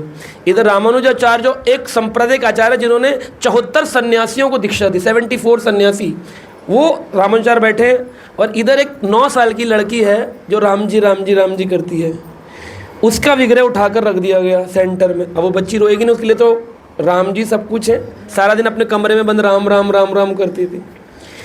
तो रामानुजाचार्य जी ने कहा प्रभु जैसी आपकी इच्छा है उस ओर चलिए, बच्ची की इच्छा है करिए। तो रामानुजाचार्य जी को बड़ा कॉन्फिडेंस था, मैं आचार्य हूँ संप्रदाय, तो किधर आएगी मूर्ति, मेरी ओर आएगी या कहीं नहीं जाएगी, सेंटर में रहेगी। थोड़ी देर बाद कीर्तन हुआ, राम जय जय राम जय जय राम जय जय राम जय जय राम जय जय राम जय जय राम जय जय राम जय जय राम जय जय राम जय जय राम जय जय राम जय जय राम जय जय राम जय जय राम राम जय जय राम जय जय राम जय जय राम जय जय राम जय जय राम जय जय राम। अब क्या देखते हैं, जब कीर्तन चल रहा था तो मूर्ति किधर चली, बच्ची की तरफ, और चल दी, और पूरी मूर्ति ऐसे ऐसे स्लाइड हो रही है, और राम जी चल के उस बच्ची की आंखों में आंसू आ रहे हैं, मेरे राम मेरे राम मेरे राम। अब ये देखकर रामानुजाचार्य जी का हृदय तो ऐसा हो गया, बोले प्रभु अच्छा खासा मैं भजन कर रहा था, पैदल चलवा के लाए, बेइज्जती कराने के लिए। दक्षिण भारत से मैं उत्तर भारत आया हूँ बेइज्जती करवाने के लिए। भगवान से उन्होंने बोला कि जब मेरे साथ जाना नहीं था तो मुझे बुलाया, सपना दे के बुलाया क्यों, बुलाया क्यों, इसका पर्पस तो बताओ, उत्तर दे दो, मैं चला जाऊंगा। बेइज्जती तो उनको नहीं लगती थी, इतने बात सोची थी। राम जी उस लड़की के बिल्कुल पास पहुंचकर यू टर्न मार दिए, और इधर कीर्तन चल रहा है, राम जय जय राम जय जय राम जय जय राम जय जय राम जय राम जय जय राम जय जय राम जय जय राम जय जय राम जय जय राम जय जय जय राम जय राम जय जय राम जय राम जय राम जय राम जय राम। हाँ, वो मूर्ति रामानुजाचार्य जी के पास, श्री रामानुजाचार्य जी के पास आ गई। उन्होंने उठाकर विग्रह को अपने बोले, हाँ प्रभु इज्जत बचा लिया एंड टाइम पे। बिल्कुल सबने बोला रामानुजाचार्य जी की जय, उनके सन्यासी शिष्य जय जय, डंडे ऊंचे होने लग गए, सारी सभा में बड़ी जय जयकार। बच्ची की तो कोई इज्जत की कामना ही नहीं थी, वो तो वैसी बेचारी 9.5 साल की छोटी थी, लेकिन उसको रोना बहुत आया। बोले मेरे राम चले गए, क्यों चले गए, मुझसे ऐसी क्या गलती हुई। तो राम जी ने तो बच्ची को छोड़ दिया, लेकिन बच्ची ने राम जी को नहीं छोड़ा। तो हो सकता है कभी भगवान आपको छोड़ दें, पर आप में अगर दृढ़ता हो और आप भगवान को न छोड़ें, ये परीक्षा की घड़ी होती है। बच्ची को भगवान ने छोड़ दिया, रामानुजाचार्य के पास चले, लेकिन बच्ची ने भगवान को, वो रोने लग गई, बोली मैं मर जाऊंगी अगर मेरे प्राण चले जाएंगे अगर राम जी चले गए तो रामानुजाचार्य जी ने, सामाजिक आचार्य होते हैं, वो बीच में सामंजस्य बैठाते हैं, बोले एक काम कर सकते हैं कि हम मंदिर बनाएंगे, मंदिर में स्थापना होगी, तुम वहीं रहो और रोज़ भगवान को भोग आरती नृत्य करके दिखाओ, वहीं रहो। अब बच्ची एक्सेप्ट कर ली, राजा भी एक्सेप्ट कर लिया कि बच्ची तो उनकी वैसे ही प्राणहीन हो जाएगी, इससे अच्छा चली जाए। तो रामानुजाचार्य जी अपने साथ उस बच्ची को ले आए, उनके जो और कांग्रेगेशन डिवोटी थे ग्रस्ता, बच्ची को ले आए, लाके वहाँ मंदिर बना, स्थापना हुई और बच्ची वहीं रहने लग गई। और बताते हैं कि कीर्तन करके रोज़ आरती करती थी, भोग लगाती थी, नृत्य करती थी, राम जी का कीर्तन करती थी। और पुजारियों ने देखा कि भाई इसकी सेवा चल रही है, तो वो लोग अपने अपने सेवा, एक दिन वो वहीं ऑल्टर से ही अदृश्य हो गई, जैसे कि राम जी में ही समा गई है या कहाँ चली गई, राम जी कहाँ साकेत ले गए, लेकिन किसी को उसके बाद दिखाई नहीं दी। तो अब देखो कितना डेडिकेशन होता है कि भगवान छोड़ दिए लेकिन भक्त ने नहीं छोड़ा। तो मूर्तियाँ चलती हैं, मूर्तियाँ बात करती हैं, अगर उसमें सही रूप से प्रतिष्ठा करी जाए, सही रूप से उनसे प्रेम किया जाए। उस बच्चे ने कौन से यज्ञ किए थे डीटी इंस्टॉलेशन के, कौन से ब्राह्मण दीक्षा कार्य करवाए थे, केवल प्रेम। हरि व्यापक सर्वत्र समाना, प्रेम से प्रकट होई मैं जान।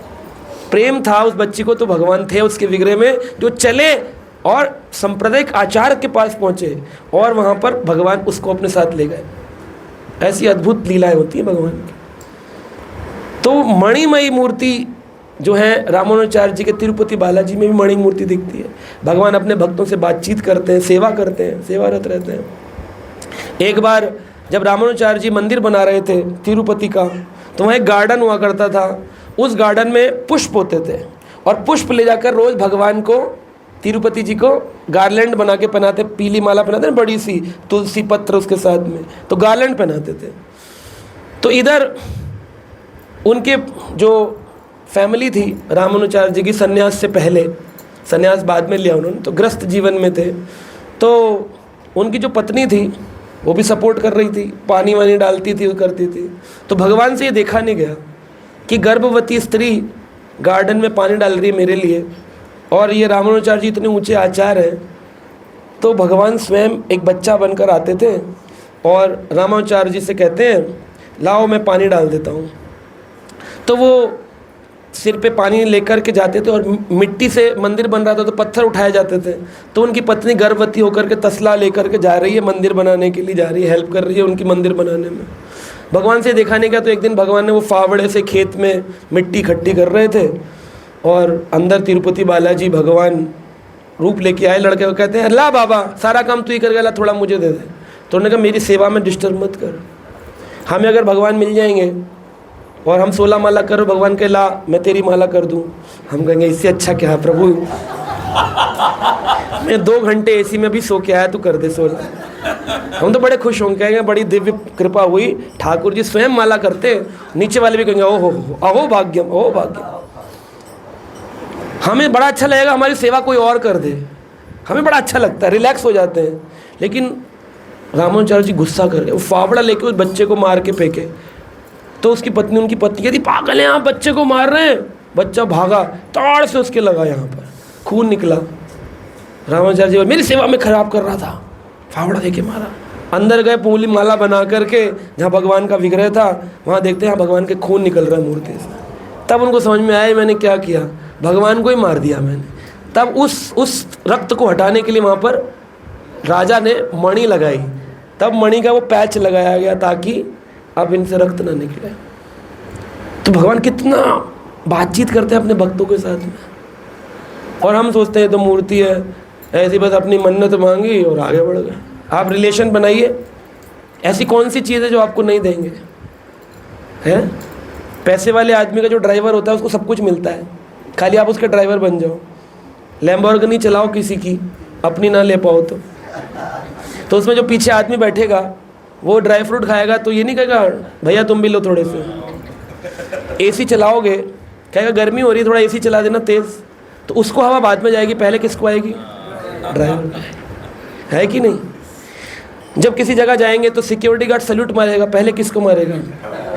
उसके बाद मालिक उतरेगा बाहर। तो हर चीज़ नौकर बनने से मालिक का पहले प्राप्त हो जाती है।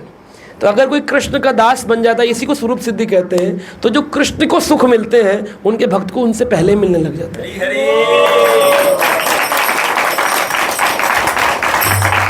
पर हम भगवान को क्या बनाए? संसार को सीढ़ी बनाकर भगवान तक जाना है। संसार को सीढ़ी बनाकर भगवान तक जाना है। दुनिया क्या करती है? भगवान को सीढ़ी बनाकर संसार को पाना चाहती है। यही तो कहते, मंदिर में मन्नत मांगते, प्रभु को सीढ़ी बना लिया ये मिल जाए, प्रभु को सीढ़ी बना लिया, मंगलवार का व्रत ये मिल जाए, सोमवार का व्रत ये मिल जाए। तो भगवान को सीढ़ी बनाकर कुछ पाना चाह रहे हैं। और करना क्या है? समाज को सीढ़ी बनाकर भगवान को पाना है। पति पत्नी बच्चे सबका इस्तेमाल ऐसा करो कि भगवान प्राप्ति हो जाए, ऐसा डॉफटेल करो कि भगवत प्राप्ति हो जाए। बस इतना करना है। तो आस्तिक में और भक्त में क्या भेद है? आस्तिक, बहुत सारे हिंदू धर्म समाज के सनातन धर्मी हैं, वो क्या करते हैं? वो संसार को पाने के लिए भगवान को सीढ़ी बनाते हैं। और एक भक्त संसार को सीढ़ी बनाता है ताकि भगवान प्राप्त हो। बस इतना ही भेद है। दोनों ही मंदिर जाते हैं, बस इतना ही भेद है। वो भगवान की भक्ति करता है और वो व्यक्ति आस्तिक संसार की भक्ति करता है। उसको वो चीज़ मिल जाए इसीलिए वो रोज़ मंदिर जा रहा है। कह रहे बस इसलिए जा रहा हूँ, जब तक नौकरी नहीं लग रही, एक बार लग जाए फिर देखूंगा।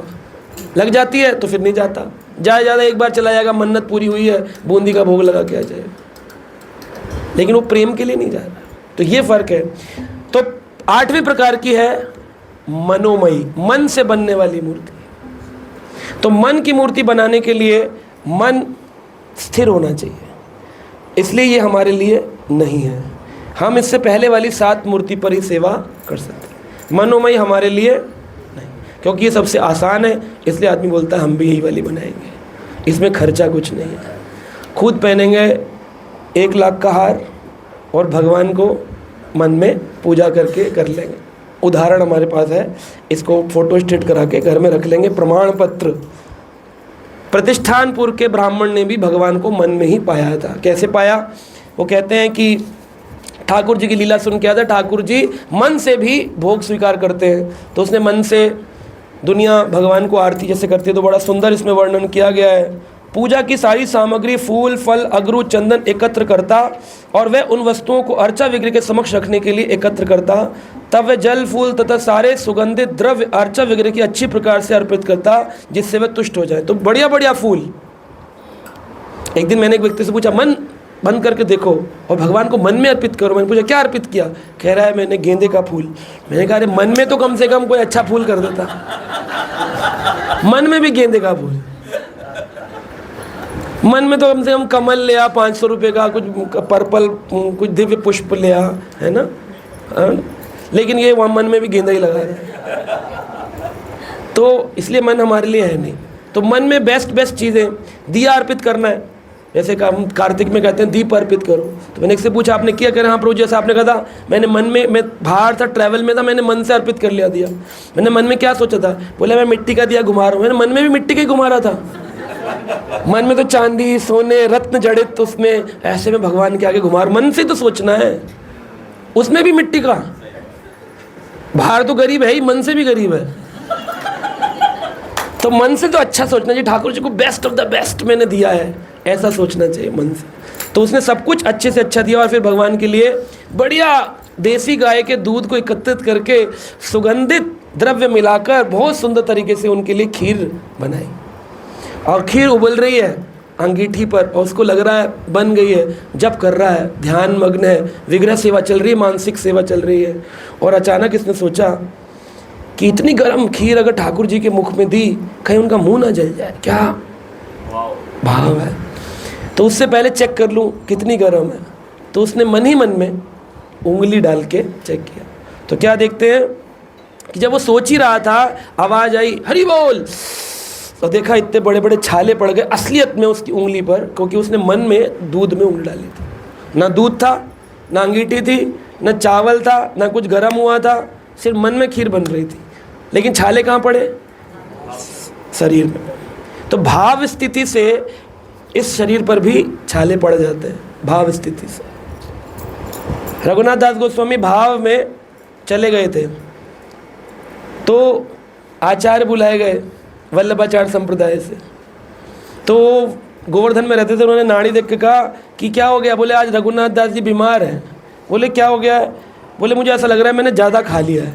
कह रहे 3 दिन में सिर्फ 100 ग्राम छाछ पीते थे। 3 दिन में 100 ग्राम छाछ, बटर मिल्क, पत्ते को दोना बना के उसमें छिद्र में से 100 ग्राम में से भी कुछ गिर जाती थी, थोड़ा सा ऐसे कर लेते 3 दिन में एक बार। वो कह रहे मैंने आज ज़्यादा खा लिया है। ये झूठ है कि नहीं है?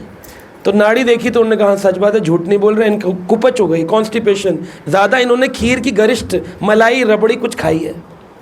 बोले हो ही नहीं सकता, रघुनाथ दास जी इतने वैरागी हैं, गोवर्धन में रहते हैं, छाछ पीते हैं, इनको गरिष्ठ कैसे खा लिया? तो उनके भक्तों ने पूछा कि रघुनाथ दास जी, दास गोस्वामी कहते थे उनको, दास गोस्वामी जी बताइए ना, सच में आपने कुछ गरिष्ठ खाया है क्या? हमने तो आपको कुछ नहीं खिलाया, भक्तों ने तो आपको कुछ नहीं, आपने कब खा लिया?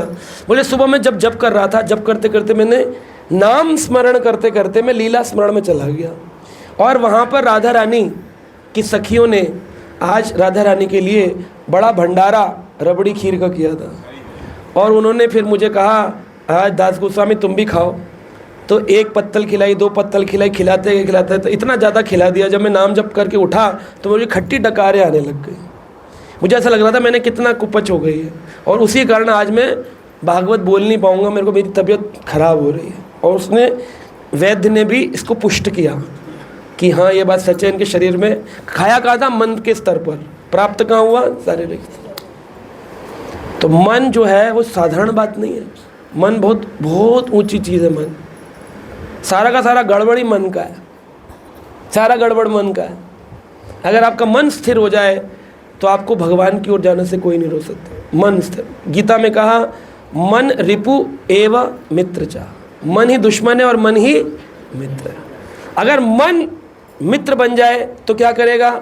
भागवत पढ़ने के प्रति, गीता पढ़ने के प्रति, प्रभुपाद ग्रंथ सेवा, नाम जप, इसमें रुचि बढ़ेगी। और मन रिपु है, कैसे पता चलेगा? आपको संसारी चीज़ों में आनंद आएगा, आसक्ति बढ़ेगी, जो था वैसा का वैसा ही यू टर्न हो जाएगा। तो भिक्षु ने एक गीत गाया है, भिक्षु जानते हैं?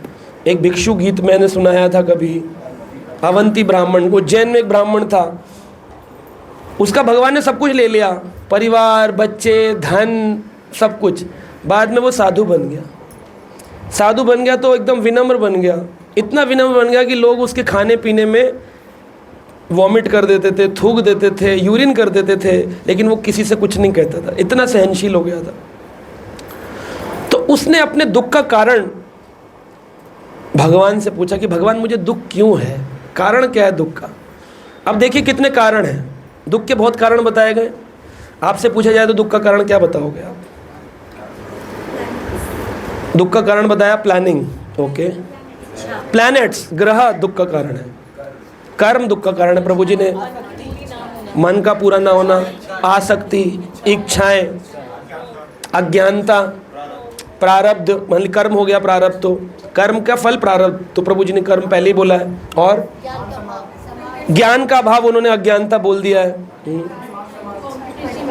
परिवार, परिवार, मेरा परिवार मुझे कष्ट दे रहा है। मान सम्मान की अभिलाषा, इच्छा, शरीर, अहंकार, संसार, जलन की भावना, ईर्षा, आकांक्षा। माता जी, तीन प्रकार के ताप हैं, आदि दैविक, आदि भौतिक, आदि आत्मिक। हाँ, और कोई पीछे? राहुल प्रभु, हाँ राघव प्रभु, दुर्गा देवी का त्रिशूल तो बोल दिया उन्होंने, आदि दैविक। भगवान से दूर इच्छा है। और पीछे माता जी, मंजू लाली माता जी, यही सारा है। भक्ति नहीं मिली है, तृष्णा, मृग तृष्णा, इंद्रियों के वश में ना, इंद्रिय वश में नहीं है हमारी। यस राहुल प्रभु, संसार के प्रति आसक्ति, अमित प्रभु, हाँ, मन का कृष्ण के विपरीत जाना। ठीक हो गया ये सारा। मैं और मेरा, राम सेवक प्रभु जी हैं, भजन ना होना, हाँ वो विपत्ति है। तो देखिए भिक्षु ने जब सारे जीवन में, मतलब क्या दुख, इससे बड़े क्या दुख आएंगे। अवंती ब्राह्मण 11वें स्कंद में कथा आती है, हमने जब पहले भागवत किया था मुनीरका में तब कुछ सुनाई भी थी, भिक्षु गीत। तो जिसकी प्रॉपर्टी चली गई हो, पत्नी बच्चों ने छोड़ दिया हो, खेतों में आग लग गई हो, टैक्स कलेक्टर ने घर लूट लिया हो, उसके पास कुछ ना बचा हो, अकेला रोड पे चल रहा हो, खाने के लिए ना हो, जब खाना खाने बैठे तो लोग उसका मजाक उड़ाएं, खाना छीन लें, कपड़े फाड़ दें, जिस माला से जप करे उसको लोग तोड़ दें, इतने सारे दुख। और वो सोच में पड़ गया कि क्या हो सकता है, क्या कारण हो सकता है। जब वो कारणों को समझा, भगवान उसको दर्शन दिए, तब उसने एक स्तुति गाई। उस स्तुति में एक श्लोक है, वो ये क्या कहते हैं, नायम जनों में सुख दुख हेतु, ना देवता आत्मा ग्रह कर्म काला। बड़ा सुंदर बताया कि देखिए अब सारे जो आपने बोला कट जाएगा इस श्लोक में। 11वां स्कंद 23वां अध्याय, उसमें बता रहे, नायम जनों में सुख दुख हेतु, जनों, जन यानी मेरे परिवार के लोग, मेरे सुख दुख का हेतु कारण, कि मेरा पति दुख देता है, मेरी पत्नी दुख देती है, मेरी सास दुख देती है, मेरा ससुर, मेरे बच्चे, मेरे रिश्तेदार। नायम, ना यम, नहीं है, जनों में मेरे परिवार के लोग सुख दुख हेतु, मेरे सुख दुख के कारण परिवार नहीं। ये काट दिया, नायम जनों में सुख दुख हेतु, ना देवता आत्मा ग्रह कर्म काला। देवता यानी कोई देवता, आदमी कहता है ना, अगर हमने दुर्गा जी के नवरात्रि रखे तो रुष्ट हो जाएंगी, अगर हमने शिव जी का नहीं किया तो रुष्ट हो जाएंगे, अगर हमने इंद्र की पूजा नहीं की तो रुष्ट हो जाएंगे, हमने गणेश चौथ नहीं की तो रुष्ट हो जाएंगे, करवा चौथ नहीं करी तो पतिदेव रुष्ट हो जाएंगे। न देवता, कोई देवता भी दुख का कारण नहीं। न आत्मा, आत्मा यानी कि अंतर मन से उठने वाले आदि आत्मिक दुख, मेरे मन के दुख, मेरे शरीर से उत्पन्न होने वाले दुख, वह भी आत्मा भी दुख का कारण नहीं है। ग्रह, नवग्रह तो दुख का कारण नहीं है, 9 ग्रह राहु केतु शनि बोले 7.5 ये दुख का कारण नहीं है। ये परेशानी का कारण हो सकते हैं, दिक्कत का कारण हो सकते हैं, दुख का कारण नहीं है। न देवता आत्मा ग्रह कर्म, प्रभु जी ने बोला कर्म प्रारब्ध, पिछले जन्म में कर्म किया उसके कारण मैं दुखी हूं, नहीं, उस कर्म से प्रारब्ध रूपी परेशानी तकलीफें आएंगी, दुख नहीं आ सकता। नायम जनों में सुख दुख हेतु न आत्मा देवता ग्रह कर्म काल। आदमी कहता है समय खराब चल रहा है जी, दीवार सोना खाती है, दीवार सोना दे देती है, दीवार जो खाना सोना दे सकती है वो दीवार सोना अंगूठी देने लग जाती है। काल अगर अच्छा हो, किस्मत हो, सब कुछ मिलता है आदमी। उसने कह दिया नहीं, काल समय भी दुख नहीं देता, फिर क्या दुख देता? सारे तो कैंसिल हो गए। हमारे जीवन भगवान का प्रेम नहीं है। तो उन्होंने बोला मनः परम कारणम आमनन्ति संसार चक्रम परिवर्तयेत। इस संसार में एक ही चीज है, मन। मन ही तकलीफ का कारण। किसने कहा? आमनन्ति, बड़े बड़े लर्नेड स्कॉलर्स ने कहा है, मनः परम कारणम आमनन्ति संसार चक्रम परिवर्तयेत। संसार में जो हम घूम रहे हैं बार बार सिर्फ और सिर्फ मन, और कुछ नहीं। सारे कैंसिल कर दिए। आप बोलेंगे कि फिर कैसे मन, कैसे कारण, इसको कैसे समझें? आप देखो, मैं कुछ 2-3 उदाहरण दूंगा, उससे आपको समझ में आएगा। अब ये मन ही है, क्योंकि आपका मन इस एंगल से देखा तो मेरी हो सकता है आपको उदाहरण भी स्वीकृत ना हो, लेकिन इस एंगल से देखेंगे तो मन संतुष्टि देगा। जैसे मैंने अभी बताया, जब आपको मंदिर में, भक्तों के समाज में स्ट्रगल होता है, जप नहीं हो रहा, प्रॉब्लम हो रही है, तो आप देखिए पीछे में जाकर के कि आप जिस दिन जुड़े थे उससे आज की स्थिति में आपको सम्मान भी ज़्यादा मिल रहा है, सेवा भी ज़्यादा है, आपके पास तिलक भी है, करताल भी है, मृदंग भी है, कपड़े भी हैं, सब कुछ है, ये जो पैराफर्नेलिया एक डिवोटी होने के लिए चाहिए, लेकिन फिर भी आप सुखी नहीं हो पा रहे हो। क्या कारण है? आप पहले दिन किस लिए आए थे? फर्स्ट डे इन इस्कॉन, भगवान की प्राप्ति के लिए। वो तो हो रहा है, आपको भजन हो रहा है, 16 माला हो रही है, फिर तो दुख हो रहा है, क्योंकि अब आपने अपना लेवल 1 का 2 बना लिया है। वो अब 2 जिस दिन हो जाएगा फिर 3 बना लोगे, 3 हो जाएगा 4 बना। तो हमेशा मन के कारण दुखी हो ना, परिस्थिति के कारण तो दुखी नहीं हो।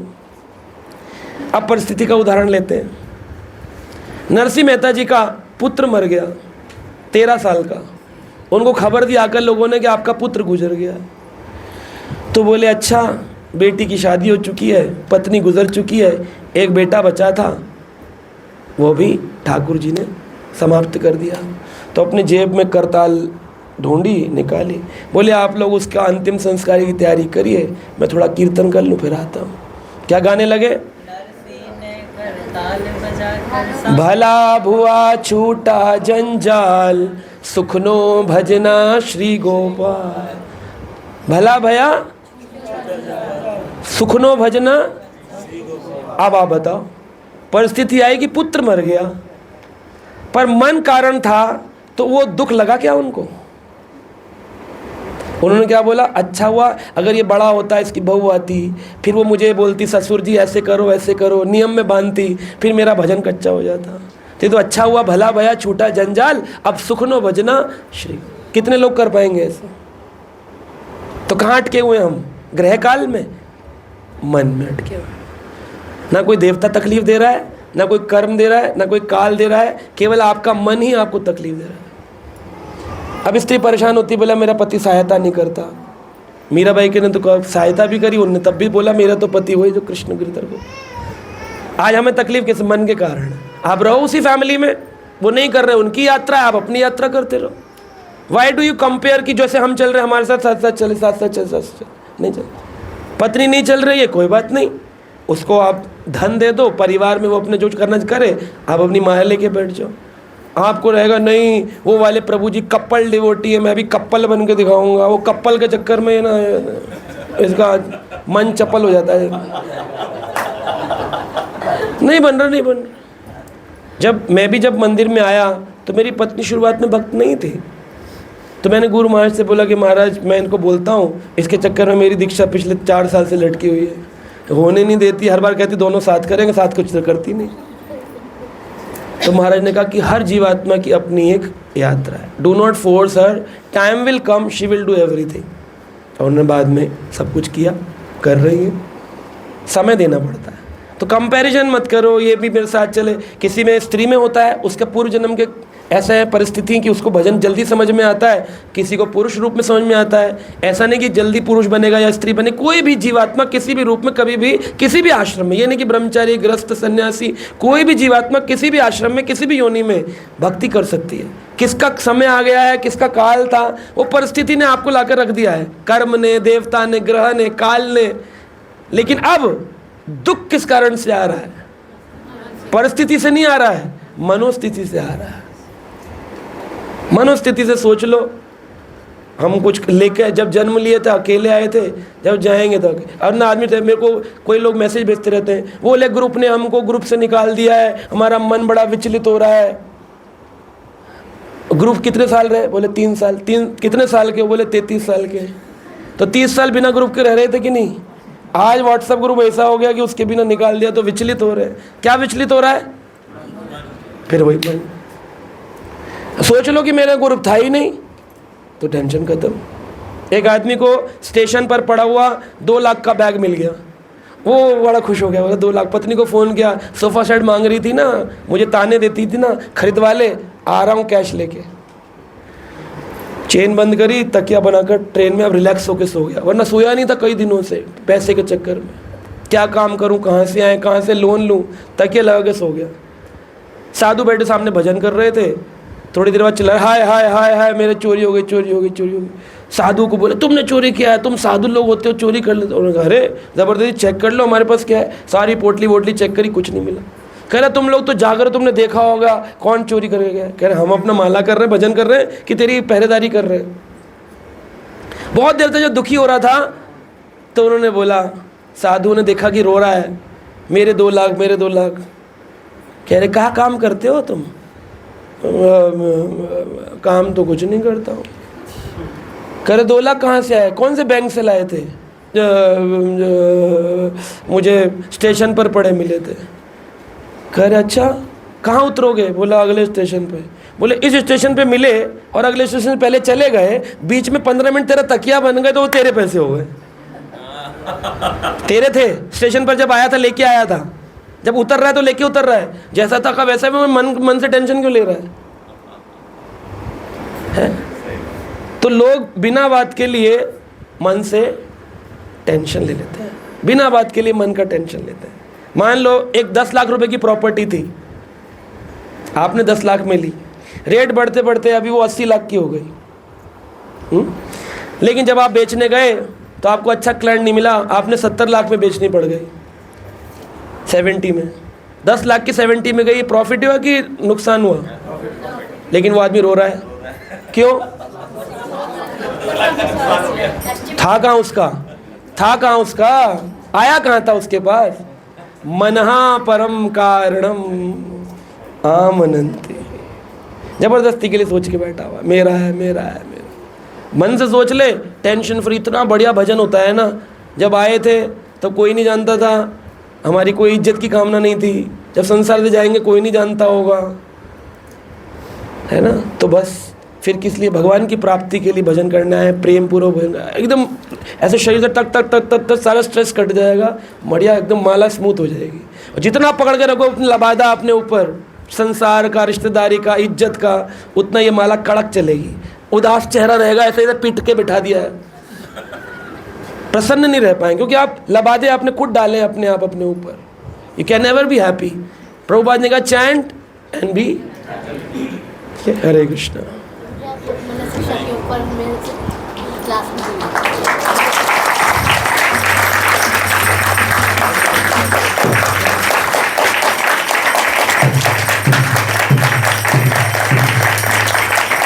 श्रील प्रभुपाद की। Mic, question answers.